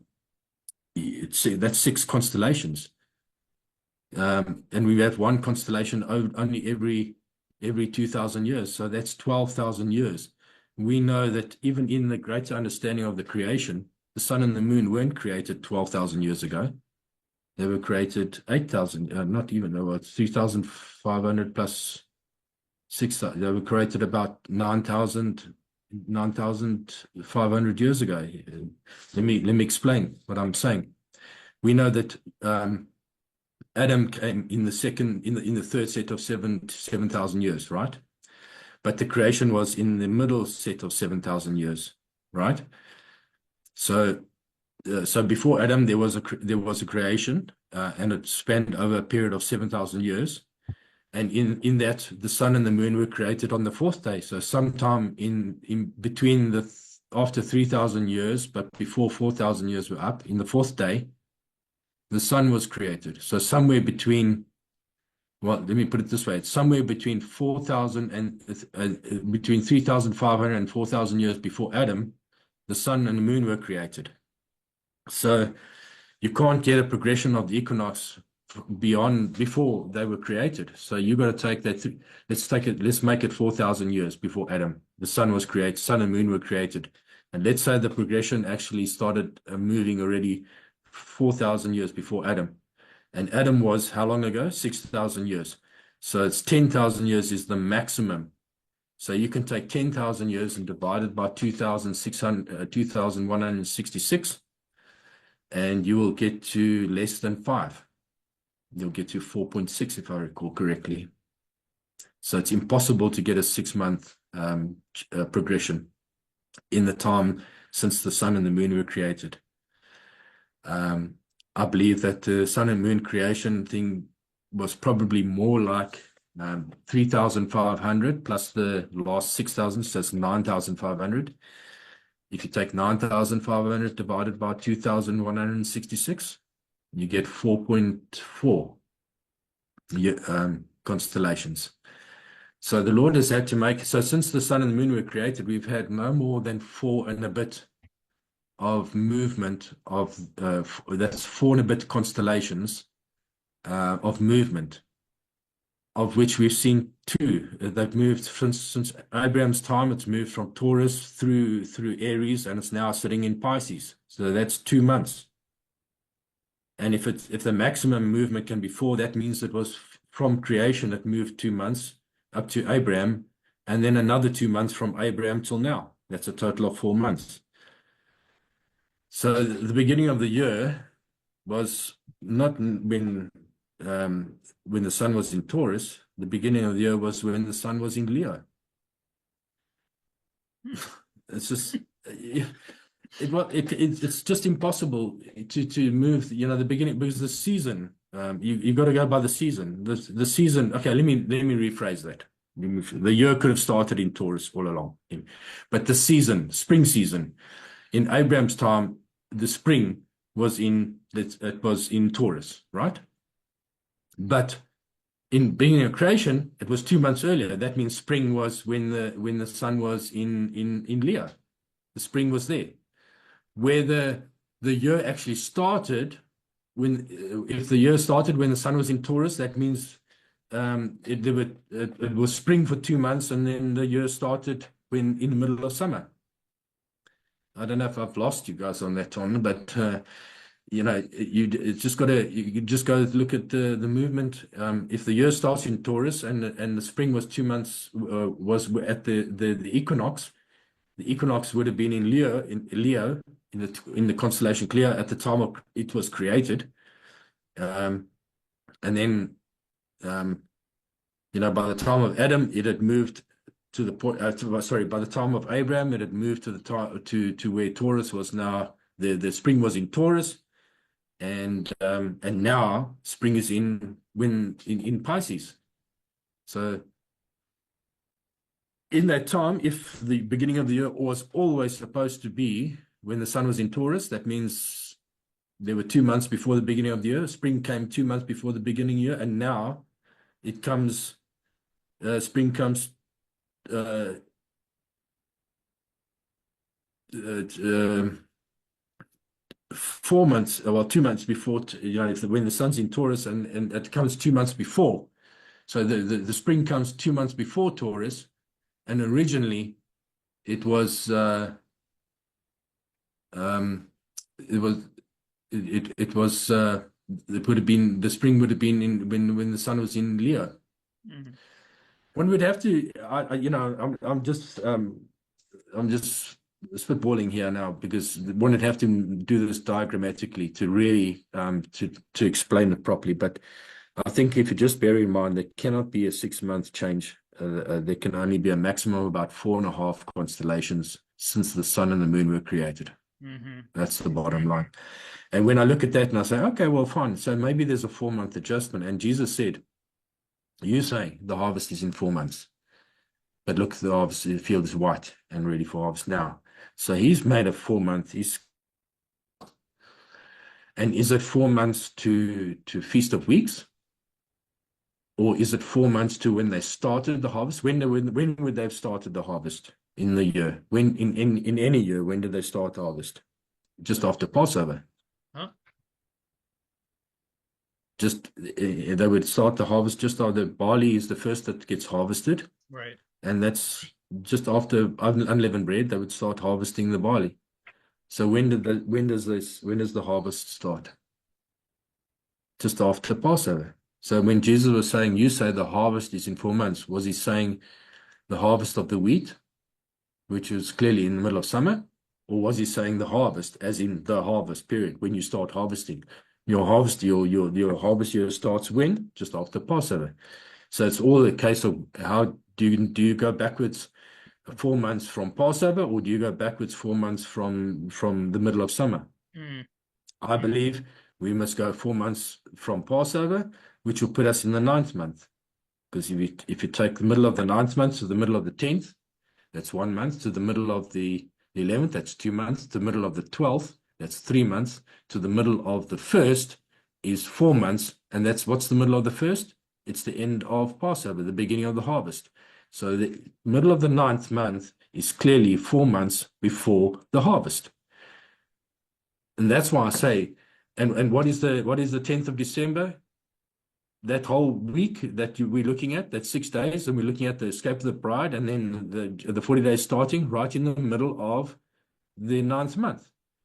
So that's where and when we go look at the text, if we go look in the text in John 4, and you try and understand when that timing was, you can just bring up the John 4 on, I don't know if you've got, just go to Esword.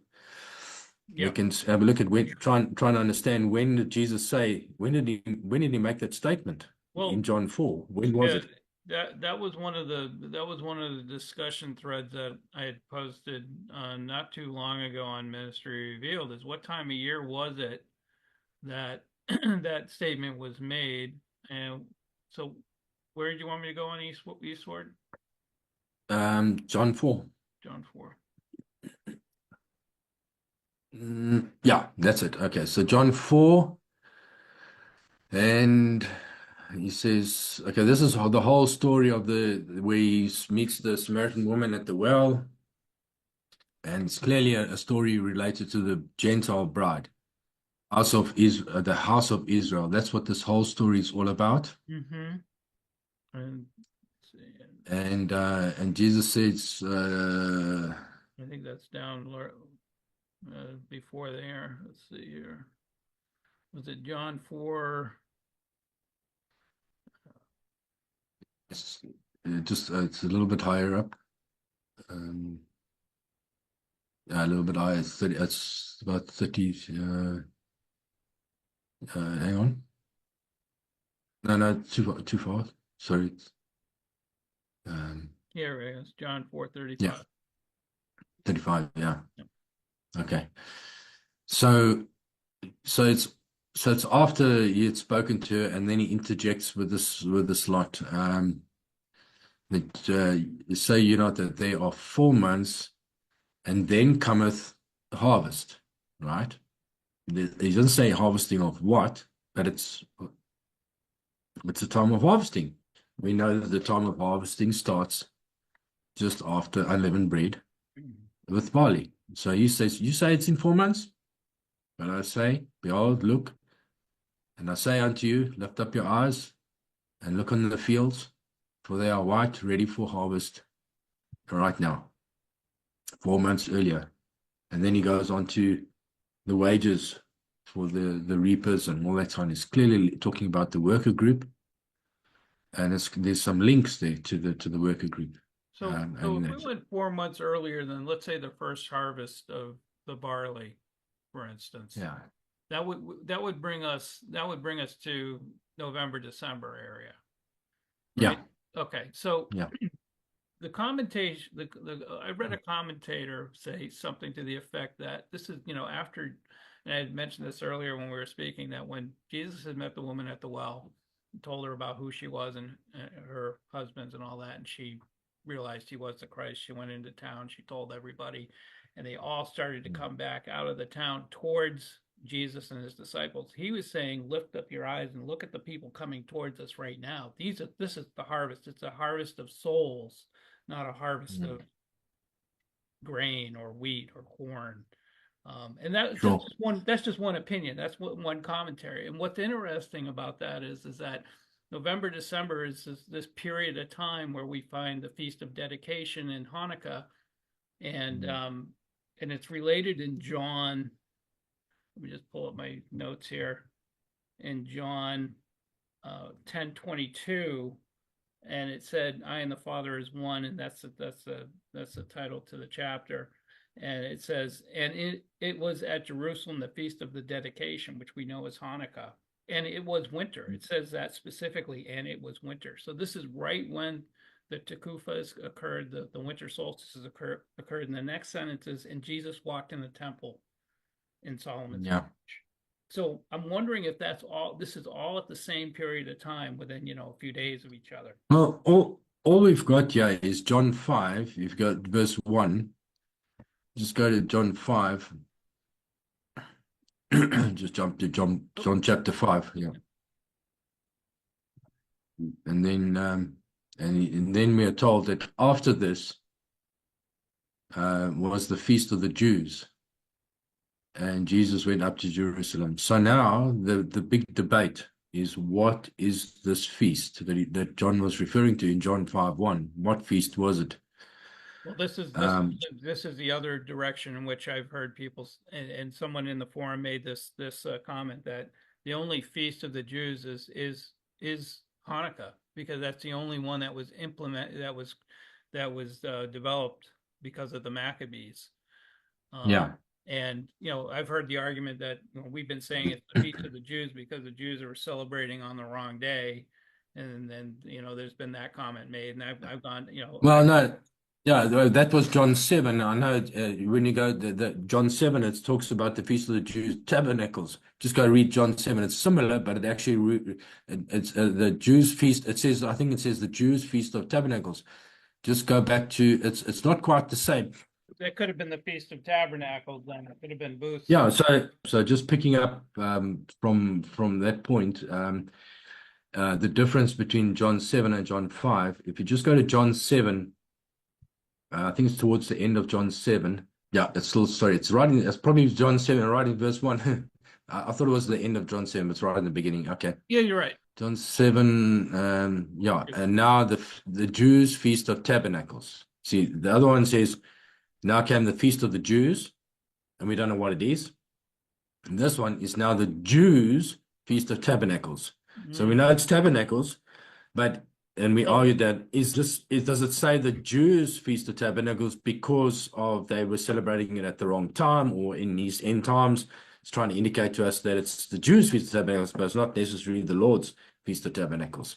mhm. But we know for certain in John 7, which is related to the seventh year, going into the eighth year, we know it's at the time of tabernacles. Okay. But when we go to John 5, now we've got a feast there. It's the Jews' feast. And this is the debate. You can go back to John 5:1.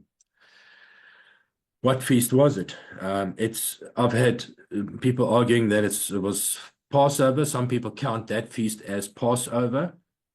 I've argued that there was Tabernacles, but looking at it more recently again, I do believe it actually might well be the Feast of Dedication, Hanukkah. It may well be. Hmm.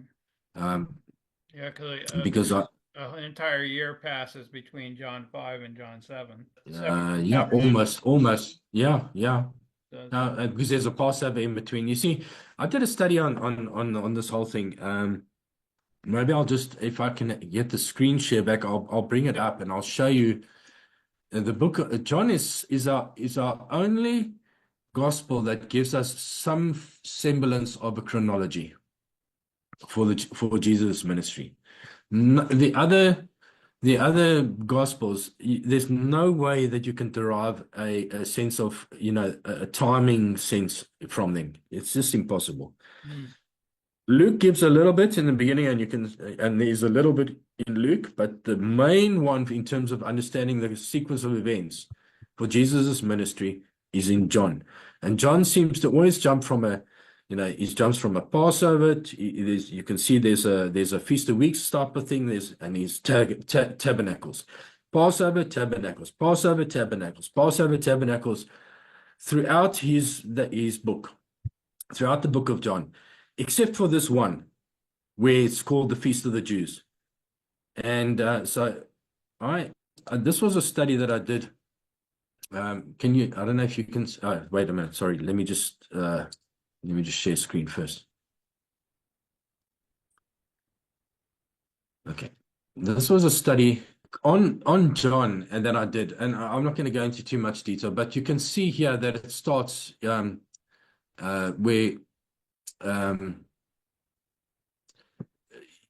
get the beginning bit from Luke. Okay, we get that the first Passover and that Jesus's baptism, which was at the time just after his birthday, so it would have been the third or somewhere between the third or the fifth month that he was baptized. His birthday would have been the third month, but his baptism would have been after his birthday. So somewhere, and we get that from Luke. And then John's first mention of anything, let me just see, was a Passover. So John, in John 1, there's nothing, he talks about the baptism. Sorry, this is the other thing, of course. Sorry, I just need to highlight this. John actually never talks about the baptism.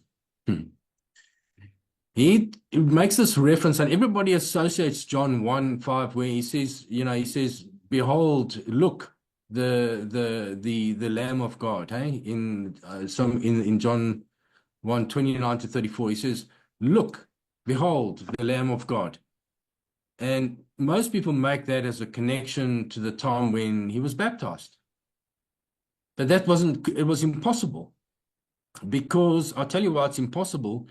Because the only way John knew that Jesus was the Lamb of God was after he saw the Holy Spirit descend on him. And he only saw the Holy Spirit descend on him after the baptism. Mm-hmm. So there's no way that he could have made this statement, "Behold, look, the Lamb of God," until it was a time after the baptism. So John doesn't start off at the baptism. He starts off at some time after the baptism. And my argument was, I think it's a year after the baptism, but that's for another day. Okay, so we can get into that another day. But the point I'm trying to make is, yeah, we see that in John, he sees this, and then you have this wedding in Canaan on the third day. He says, "Behold the Lamb of," and then it talks about the first day and the second day, or the next. It says again the next day, and then the day following, and then it's the third day was the wedding in Cana. And then it's a few weeks or a few days before Passover. This John 2, this wedding is just before Passover.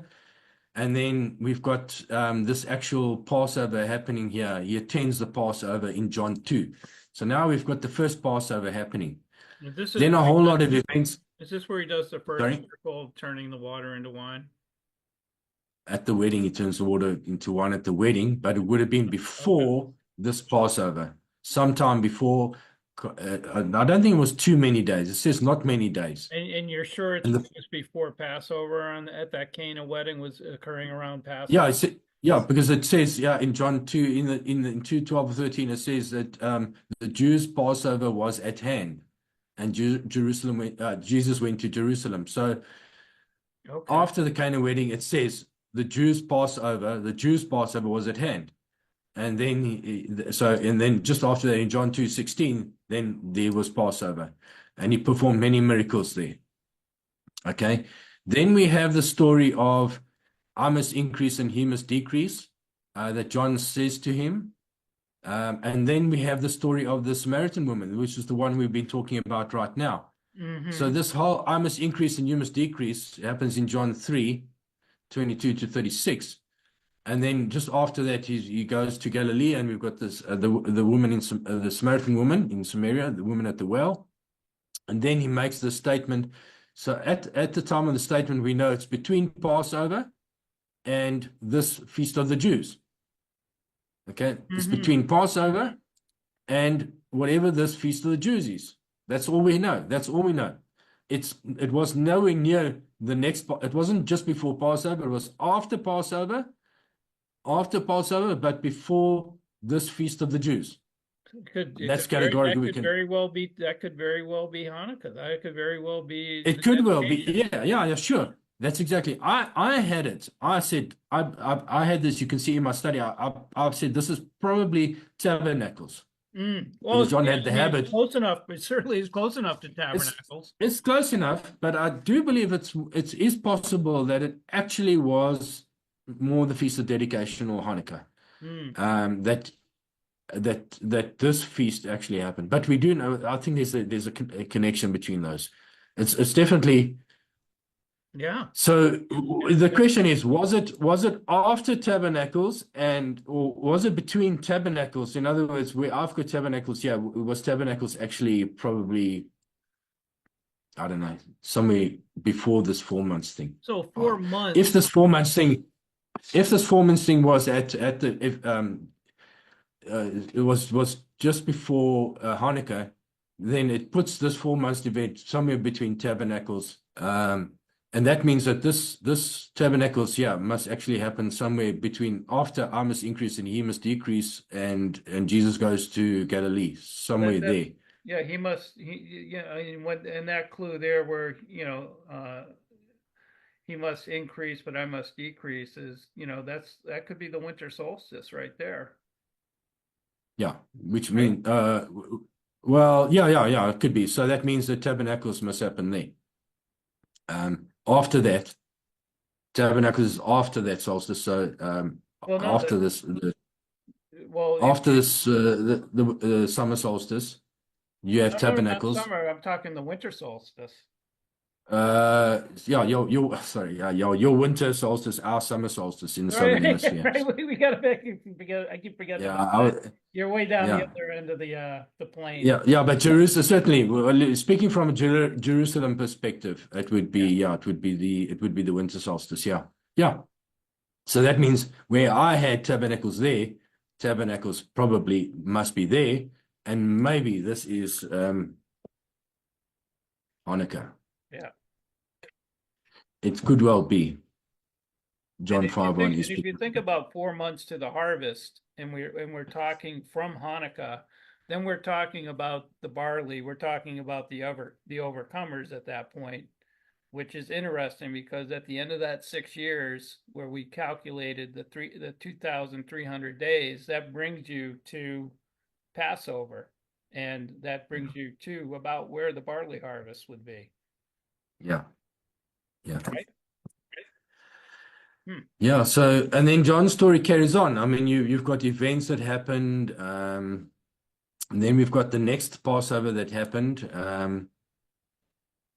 In John 6, 1 to 4, there's clearly he went into the mountains of Sea of Galilee, and that was shortly before this Passover.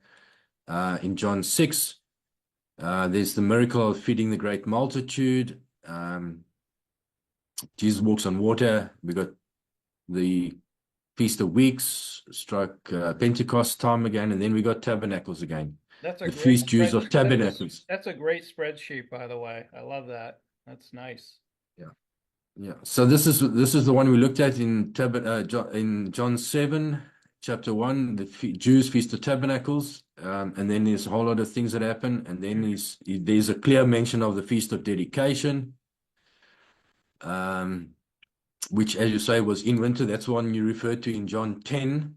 And So it was these two winter. could well And be, you've even got yeah, it in there. It was winter. Yeah. yeah. I've got it. Yeah, that's we So, picked up in John 10. Yeah. I mean, So it's that almost means, like they're saying it was the start of winter.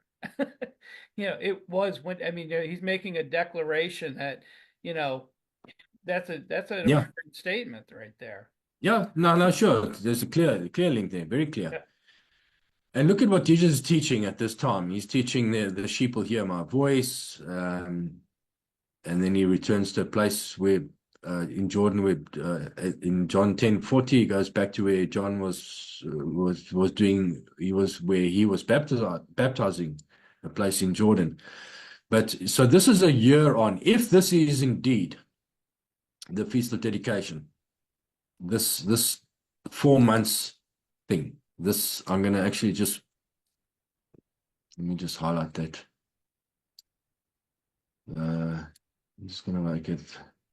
I'm just going to make it orange. If this is all related, this Feast of the Jews and the 4 months thing is all related. That would be a year before this one, exactly a year, because that's a year of events. There's winter things, Passover, Tabernacles, and then the next Feast of Dedication. And he speaks about, sheep hearing his voice, etc., etc. This is also shortly after that, Lazarus dies, and he's raised again, and then we have the final Passover.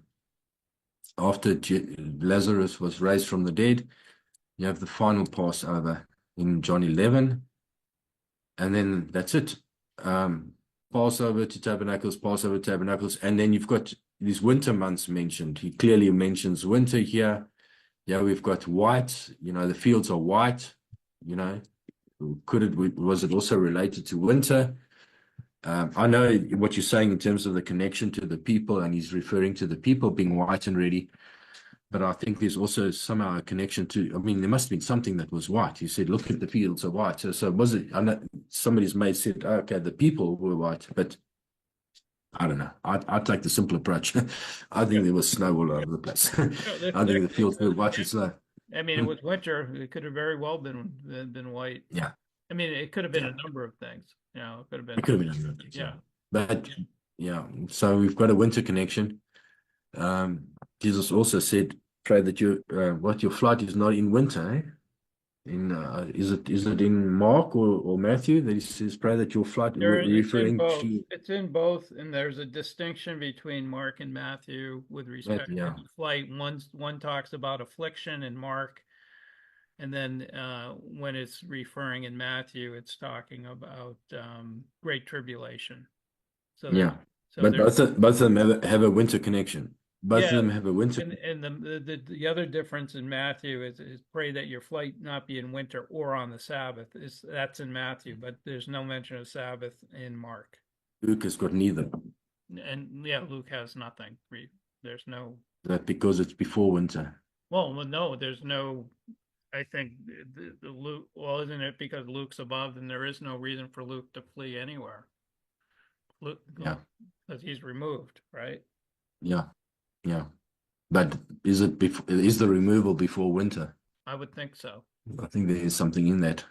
Yeah, I would think so. Anyway, that's so that kind of puts a timing to that whole 4 months thing, and that's why I made the connection. I said, okay, well, if on the Jews calendar we're looking at the middle of December being the true ninth month, on the Jews calendar being the ninth month of the Jew calendar, and we've got this 4 months difference, I said to myself, well, if is it because the Lord sees the ninth month of the Jews actually as being before where the Jews would start their harvest? I mean, practically speaking, their harvest is pegged by the seasons.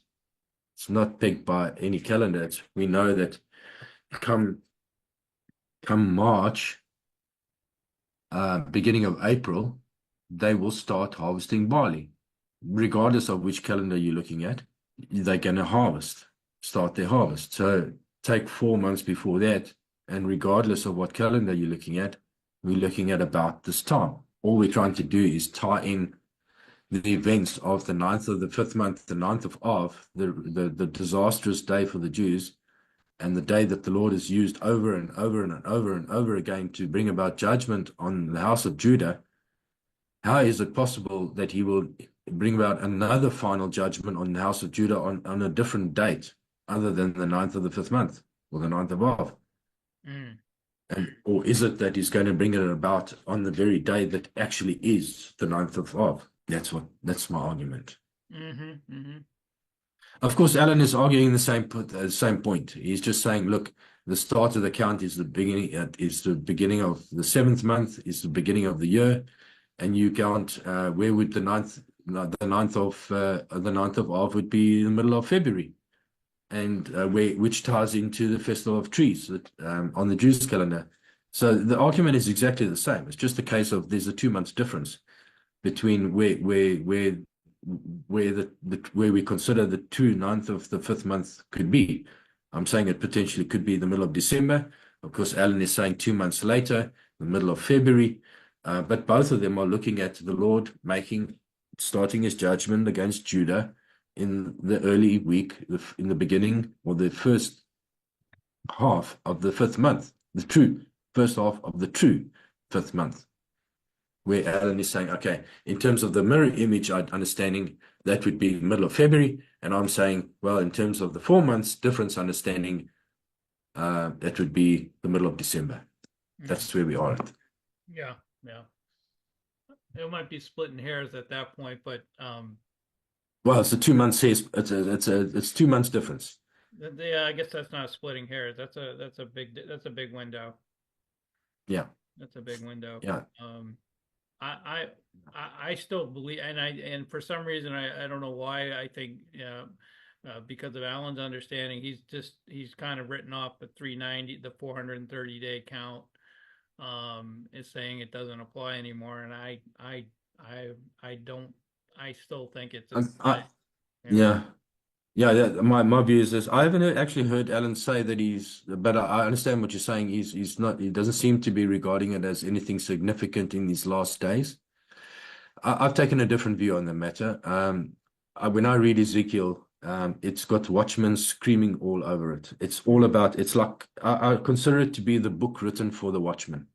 Mm-hmm, mm-hmm, So if you consider yourself to be a watchman, Ezekiel is the book that you should understand. And it's got watchmen screaming all over from the beginning to the end, what you should be doing, and it's got the timings in it. It's even got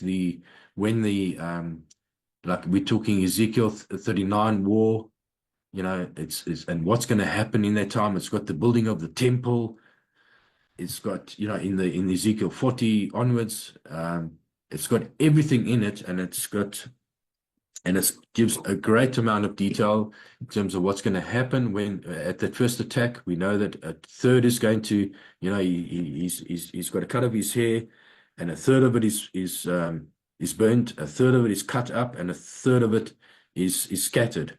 So it's speaking about a third of the population is burnt, a third of, and I'm not talking burnt in the flames, but it's destroyed by a disaster, whereas a third is destroyed by the sword, which is firearms and that type of thing. It's a little bit different. So like pestilence and starving to death would be burning. Being shot would be by the sword. And then the last third is scattered through all the nations. Right. And we know so, and where do we get that picture from? It's all in the Ezekiel's 30, in his enactment that he had to do, where he had to cut. And there's interesting part is there's a small part that he had to take off his hair and put it in his clothing, hide it in his clothing. Hmm. So what part of the hair is that? So that's a part of Judah that's a special little part that's going to be hidden away. Who's that? This is going to be probably the 144,000. Yeah, probably. But what I'm saying is Ezekiel is giving the watchman a great amount of information. Why on earth would we disregard the 390 and the 40 Yeah. days if my understanding is correct and Ezekiel is for the watchman? Yeah. Why would you ignore the 390 and the 40 days, which is the big portion of Ezekiel? Yeah. The other reason I'm partial to Hanukkah being the time and and the bookend of the Tu B'Shvat with the feast time of new trees is because I had a vision in the 90s, the mid 90s. The Lord gave me. It's the only vision I've ever had. It was an open day vision where I don't know if you ever read my account of that on Ministry Revealed. I think I have, Brian, but I really can't remember the detail So, right so now. what happened was is I was studying the book of Revelation, and I was living in a small apartment in a city in Massachusetts. And anyways, I was sitting there just I don't know if I was just contemplating something I had just read or something, but I had like another set of eyes open, and I saw a bush and a tree next to each other, and everything was white, like the landscape was white. It was very stark. The background was stark. And I had this tree and this bush, and which I later found out after it was confirmed to me was a burning bush. They were filled with light. They were filled with light. And so come full circle, I'm looking at there's been things that have been revealed to me since October of 30, October 31st back in 2021 when I realized I actually saw the tree in the bush that I saw in the vision. And there's been things that have been coming to light over time about what that vision means, and especially with Ministry Revealed and the things I've learned. But it wasn't until just like a few days ago that I said that's representing the fact that the tree and the bush were filled with light, brilliant light, made me think of Hanukkah, and then Feast of Trees. It's almost like a bookend in one picture, It's almost like a confirmation. So I'm very hopeful that this is the time, based on that one vision that I received, geez, almost 30 years ago now. Those are personal confirmations that we that influence our thinking and our understanding of many things. And I can share this a similar thing. And your vision and your understanding ties into the current dates that you're looking at. Yeah. Um, and And the other thing I yeah, want, so just before you go, um, when yeah, when the tree in the bush, the actual tree in the bush that I saw in the vision was revealed to me, it was kind of an interesting way it came about, but it was October 31st, 2021. And yeah, October 31st, if we did the 390 count, was at the end of the 390, yeah, this year. exactly, yeah, It's yeah, like a dividing line. And so that was another yeah, thing that just like that the actual tree and bush that I actually saw in my vision was revealed to me on October 31st, 2021. So that was another thing yeah, that just kind of blew me away. yeah. That was exactly on the 390. That's exactly right. I'll share with you. I have shared it on the forum before. There's two things there's a few visions that I've had. But there's one that really stands out that I have shared on the forum as well. It happened in the 2020. It was in that year of the lockdown. It was during the Tabernacles. It was in fact the first night of Tabernacles. Chantel, my wife, felt that we should. And we don't normally observe the actual feast days. We don't normally make a tabernacle. We don't make a what are they? Six foot. sorry, Yeah. a booth or anything like that, typically. Um, but she said, oh, we wanted to camp out that night. So my son pitched the dome tent in the garden, and we camped out. It was just the two of us in the tent. And that night it was full moon. It was the beginning. It was the beginning, the first day of Tabernacles, and on the Hebrew calendar, it's a full moon at the beginning of Tabernacles. And that night I had a vision where I was actually taken up by the Spirit. If I had to, I was picked up, literally picked up, and I see myself leaving the ground. I was taken to a place, and I heard an African woman crying out, and I was taken to a place. I knew I was going to go and meet somebody, and I was taken to this place, and I was set down in a typical African village in open space, and I knew I had to wait for somebody, and I was waiting for the meeting. And then a man and a woman approached me. And somehow in the spirit, I knew it was Jesus. I didn't know who the woman was, but it was Jesus. And yeah, but it was a man. It was, a normal person, young guy, um, probably in his mid-30s. And but I knew it was Jesus in my vision. And I just kneeled down and I said, Lord, I just want to pray. Let me help these people. I heard the screaming. I said, let me help these people. And he just knelt down and touched me, and he said nothing. It's the thing that he just said absolutely nothing. I said, and then the vision ended, and I was always amazed at this thing, but it was on the 21st of October of 2020, and it was the beginning of Tabernacles. So now we've got Ezekiel's story, which seems to be beginning of Tabernacles. You've got the 7 days, and then in the plain. From the plane meeting onwards, you count the 390, brings it exactly to your date, the end of October, end of the 390. And then we've got the 40 that brings us to the middle of December. And then we've got the wedding, bringing us to the end of, well, let's just call it the 50 days. So we've got the wedding and the 40 days. And that ends, the 40 days ends at the end of January. You've got it as 31 January. Oh yeah, I got On the your three end of days your, Holy Ghost at the 30. yeah. So I'm taking the full 50 days. So you got the Yep. 7, the 40, and the 3. Yep. And then you're bringing it to the end of January. And I think you've got 31, but I've got it as 50 after the end of the 430. If I take 50 days, so from the 10th of December, and you take 50 days, it brings me to the 30th of January. Now, I'll take you to another story that happened to me where my life turned around. I'll never forget that night. It was the 29th of January, 2015. It was a night when I was alone. We live in the countryside on a farm. And I was alone. My family was in another town where the children went to school. And I was attacked and I was shot at point blank from about 3 meters. Some burglars were burgling. I was outside. They shot me at me from 3 meters away. The bullet went straight through me, in the one side, out the other side, through my abdomen. There's a couple of miracles that happened, but one of them was that bullet never touched a single critical organ. It went through and they did nothing to me. They literally just gave me some antibiotics in case of infection, but the bullet, I could see the Really? entry hole and the exit hole, and nothing, absolutely nothing, no intestinal damage, no internal organ damage at all. That's Just amazing. an inlet and an outlet. And That's just amazing. they Oh, that happened at about 10:30 in the evening, out, and it was January 29th, about 10:30 in the evening. They tied me up. They packed all my stuff in my own vehicle. To cut a long story short, I managed to get free. I managed to stop them.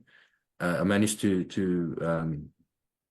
get them to flee. They left everything. They left the vehicle and everything that they packed in the vehicle. They left and they ran away.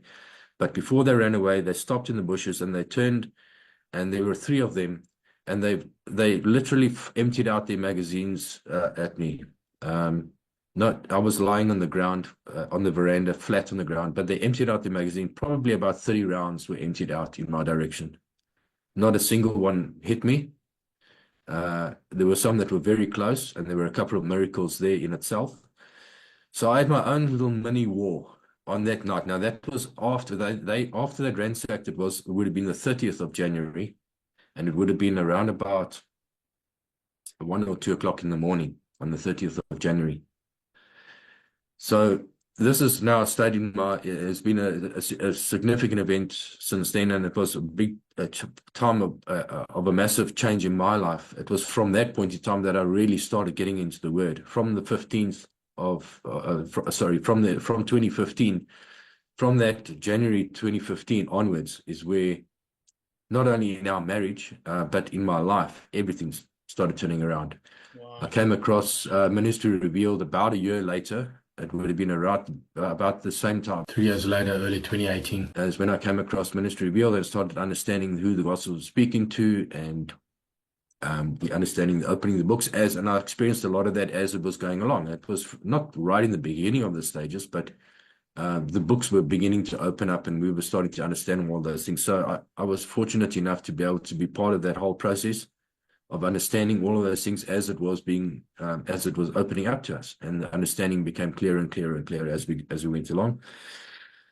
So when these dates come along, and I see that middle of December, and I'll share one other thing that's important for us in terms of in our country. But anyway, 10th of December and 50 days later brings me to the 29th/30th of January, and I say to myself, it's like you.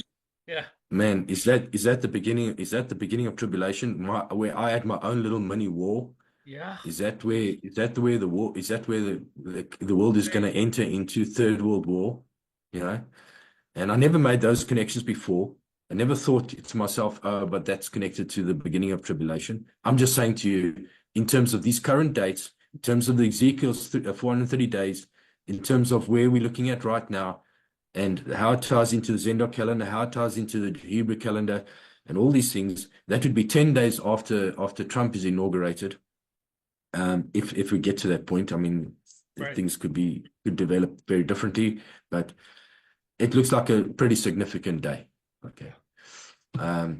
Yeah, so those are personal events that have been in my life that are tying into these dates. Now, does that mean that these dates are valid? No, it just means that there's some actually pretty interesting stuff from my perspective and from your perspective in terms of what's happening in your life. Right. Right. And in terms of our best understanding right now, in terms of these dates, I'll tell you one other thing about that's very interesting in this country, in South Africa.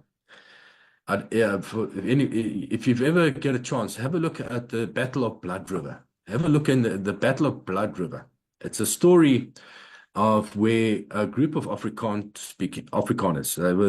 They were white people that landed in the Cape, and they were farming in the Cape on the southern coast of Africa, South Africa, and they were continuously being raided by the native Africans. They were being robbed of their livestock.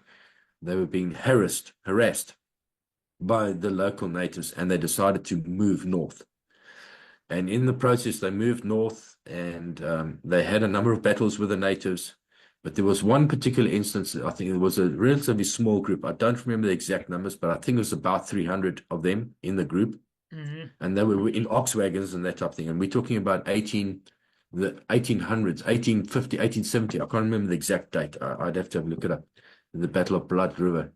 In any case, cut a long story short, they were such a small group against literally, I think it was 3 or 4 or 5,000 Africans. And they entered into a covenant with the Lord. They made a covenant with the Lord. They said, Lord, if he gives them the upper hand and he brings them through this battle, they made a promise to bring Christianity into Africa. That was the covenant, and it's called the Battle of Blood River. And so essentially, they made a blood covenant with the Lord on the 16th, and that happened on the 16th of December in the year, and I can't remember the year. It's 18 something. I can't remember the year, but I do know it was on the 16th of December in that particular year that they made a blood covenant. So these are like the seed of what later became the Afrikaner nation in South Africa. And they planted, as a result, They did. They did plant the church in this country as a result of that covenant. Later, they went astray, and they, just like the Jews did, and just like we all do, they did go astray, and they lost the plot to a large extent in terms of what they did to the Africans, to the local natives, to themselves. And, that transpired into another war with Britain and all sorts of things. But the point I want to make is they made a covenant with the Lord on that day. Mm. And I'm watching that day for something pretty significant to happen for South Africa. Brings me to one last thought. And I don't know what the answer is, but the Lord Jesus said, he spoke about the Queen of the South. He says, when the Queen of the South rises in the judgment to judge the men of Nineveh, who is the Queen of the South? Who is the Queen of the South? And we know there's a link to Queen Sheba, and who was the Queen of Ethiopia. But when in the Bible's Ethiopia today is one small country as a very small part of the whole African continent. But I do believe that in the biblical sense, Ethiopia is the whole of Africa. So is it possible that Jesus was actually referring to the Queen of the South being the Queen of Ethiopia, talking about South Africa, the little group of people in the south of Africa, the south of Ethiopia, the Queen of Ethiopia being down south? There's a number of modern day prophecies that speak about the revival during this tribulation, starting for the whole world, starting in the southern tip of Africa, and from Africa going up into Africa and then up into Europe and the rest of the world. Those are modern day prophecies. How valid they will be, that only time will tell. But yeah. I find it interesting, and I'm watching the 16th of December. No, okay. Huh. It should be, yeah. I mean, it's not far from the date where, 6 days. Well, it's 8, you're looking at, that will be in that that'll be in that wedding week. Yeah. Yeah, that'll be in the wedding week. Yeah. I think that's good. I think we pretty much covered everything that we wanted to cover. The only thing that I would like to probably delve into is the 1290 days and the 1335. I still don't understand how those fit into scripture, but yeah. Look, those are definitely time of trumpets.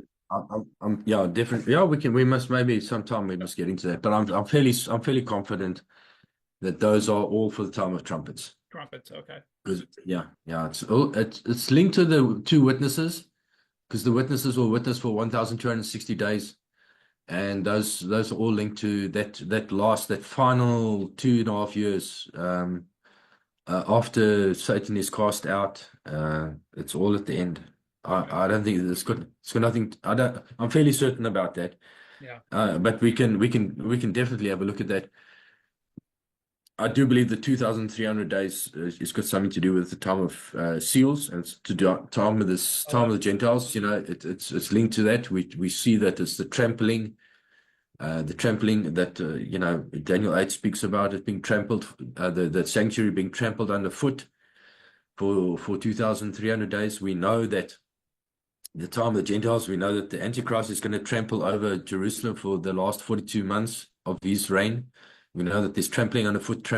It's all related to Jerusalem being trampled overfoot by the Gentiles. Yeah. And so I'm fairly certain that the 2,300 days is related to the time of the Gentiles, which will be the time of seals. So definitely watching Daniel 8 for fulfillment of some sort in this time as well. Mm-hmm. Just so super interesting. If the ram with two horns and the one horn is higher than the other, that's the Iran and the ram fit perfectly. Iran has got two leaders, the supreme leader and the prime, what do they call it, the prime minister, whatever he is. But the one is higher than the other. Two horns, one higher than the other. I never understood why does in Daniel 8 he speaks about the higher horn coming in last. The higher horn came up last. But the supreme leader has been in there for way longer. He's been through a couple of presidents. Mm. or whatever, ministers, I think they call it ministers. So he's been through a few of them until now. Until now, this new supreme leader that's just coming in now, we're waiting to hear what's happening to Khomeini. Is he actually still alive? Is he in a coma? Is what is he's happening? And is his son going to take over? Yeah. And you know what? If his son comes in, he'll be supreme leader, and he'll have come up last. He'll have come up Right. after Yeah. the other horn. Yeah. And the other horn has just come in as well because remember they've lost their prime minister in a helicopter crash. He's only been in the seat for less than a year, Yeah. Yeah. and now the supreme leader, which is the higher horn, comes up last. It's fitting so far. It's fitting exactly. I'm telling you, I'm watching it run in terms of those two horns, and if that's the case, well, whoever the prominent horn goat is, I think that may well be another case where that prominent horn is going to take out those two horns.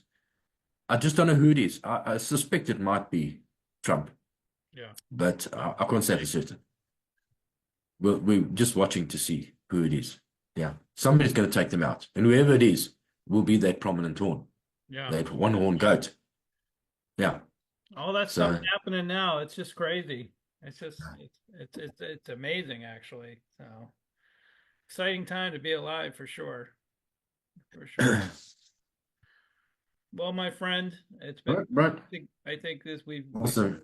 it's been awesome. I'm so glad we got a chance to talk and throw some Yeah. things back and forth, and I've learned some things, and I'm excited. I haven't been more hopeful in a long time about the time we're living. It is stressful for me and my family a little bit, just because of you know it's Yeah. just like everybody. It's just something that's weighing on us. Yeah. It's like when's it going to happen? So Yeah. Yeah, it brings about some stresses in the relationships also. yeah, It's so difficult to make decisions going forward. It's it this is. last 7 years, uh, making decisions has been tough. Yeah. Yeah. You don't know how far in advance should I, and you got to carry on living. You must carry on. But you always got this thing in mind. You say, well, what's the point of it? Uh, Exactly. Yeah. yeah, what's the point? And then you got to say, no, we got to press on because, like in the past, we might have been wrong and we might be wrong again. And it doesn't happen and we might have to carry on. And who knows, maybe something else will be discovered. Personally, I can't see it.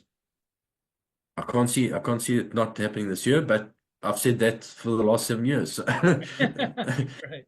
So Yeah. the question is this the end of the 70th year, or are we going into the 70th year? So it's, you know, Yeah. that, Yeah, that, that's another discussion yeah, that maybe one day we must have that discussion as well if we want to yeah, on that whole 70 count. There's some interesting stuff here. yeah. Yeah. All right. God bless, my Very good. friend. All right. Well, you got your whole evening before the you it's for us it's now about 11 in the 11 o'clock at night. I'm about to get some sleep. I'm gonna go get some sleep now. But yeah, I've got a bit of work lined up that I need to tackle tomorrow. Yeah, Brian, it was very nice chatting to you. And thanks for reaching out. Thanks for reaching out. And definitely, we must have this again. Okay. I will. You've convinced me to have another look at that Zendok calendar again. I'll try and get I've put it aside some time ago. I had a look at it briefly and I put it aside, but I must maybe go and have a look at it again Yeah. and to You see. know how to find it on DSS calendar. Yeah, yeah. No, I'm familiar. I'm familiar with the background of how it actually came about and all that kind of thing else. But Yeah. I must go and look at it again. Yeah. I've learned a lot from Ken Johnson and the Dead Sea Scrolls and that sort of thing. And he put that together, and I just found it, very insightful. Yeah. Good. Awesome. All right, man. Have a great We'll night, we'll speak again. and we'll be in touch. Yeah. All right. Okay, Okay, God bless. Brian.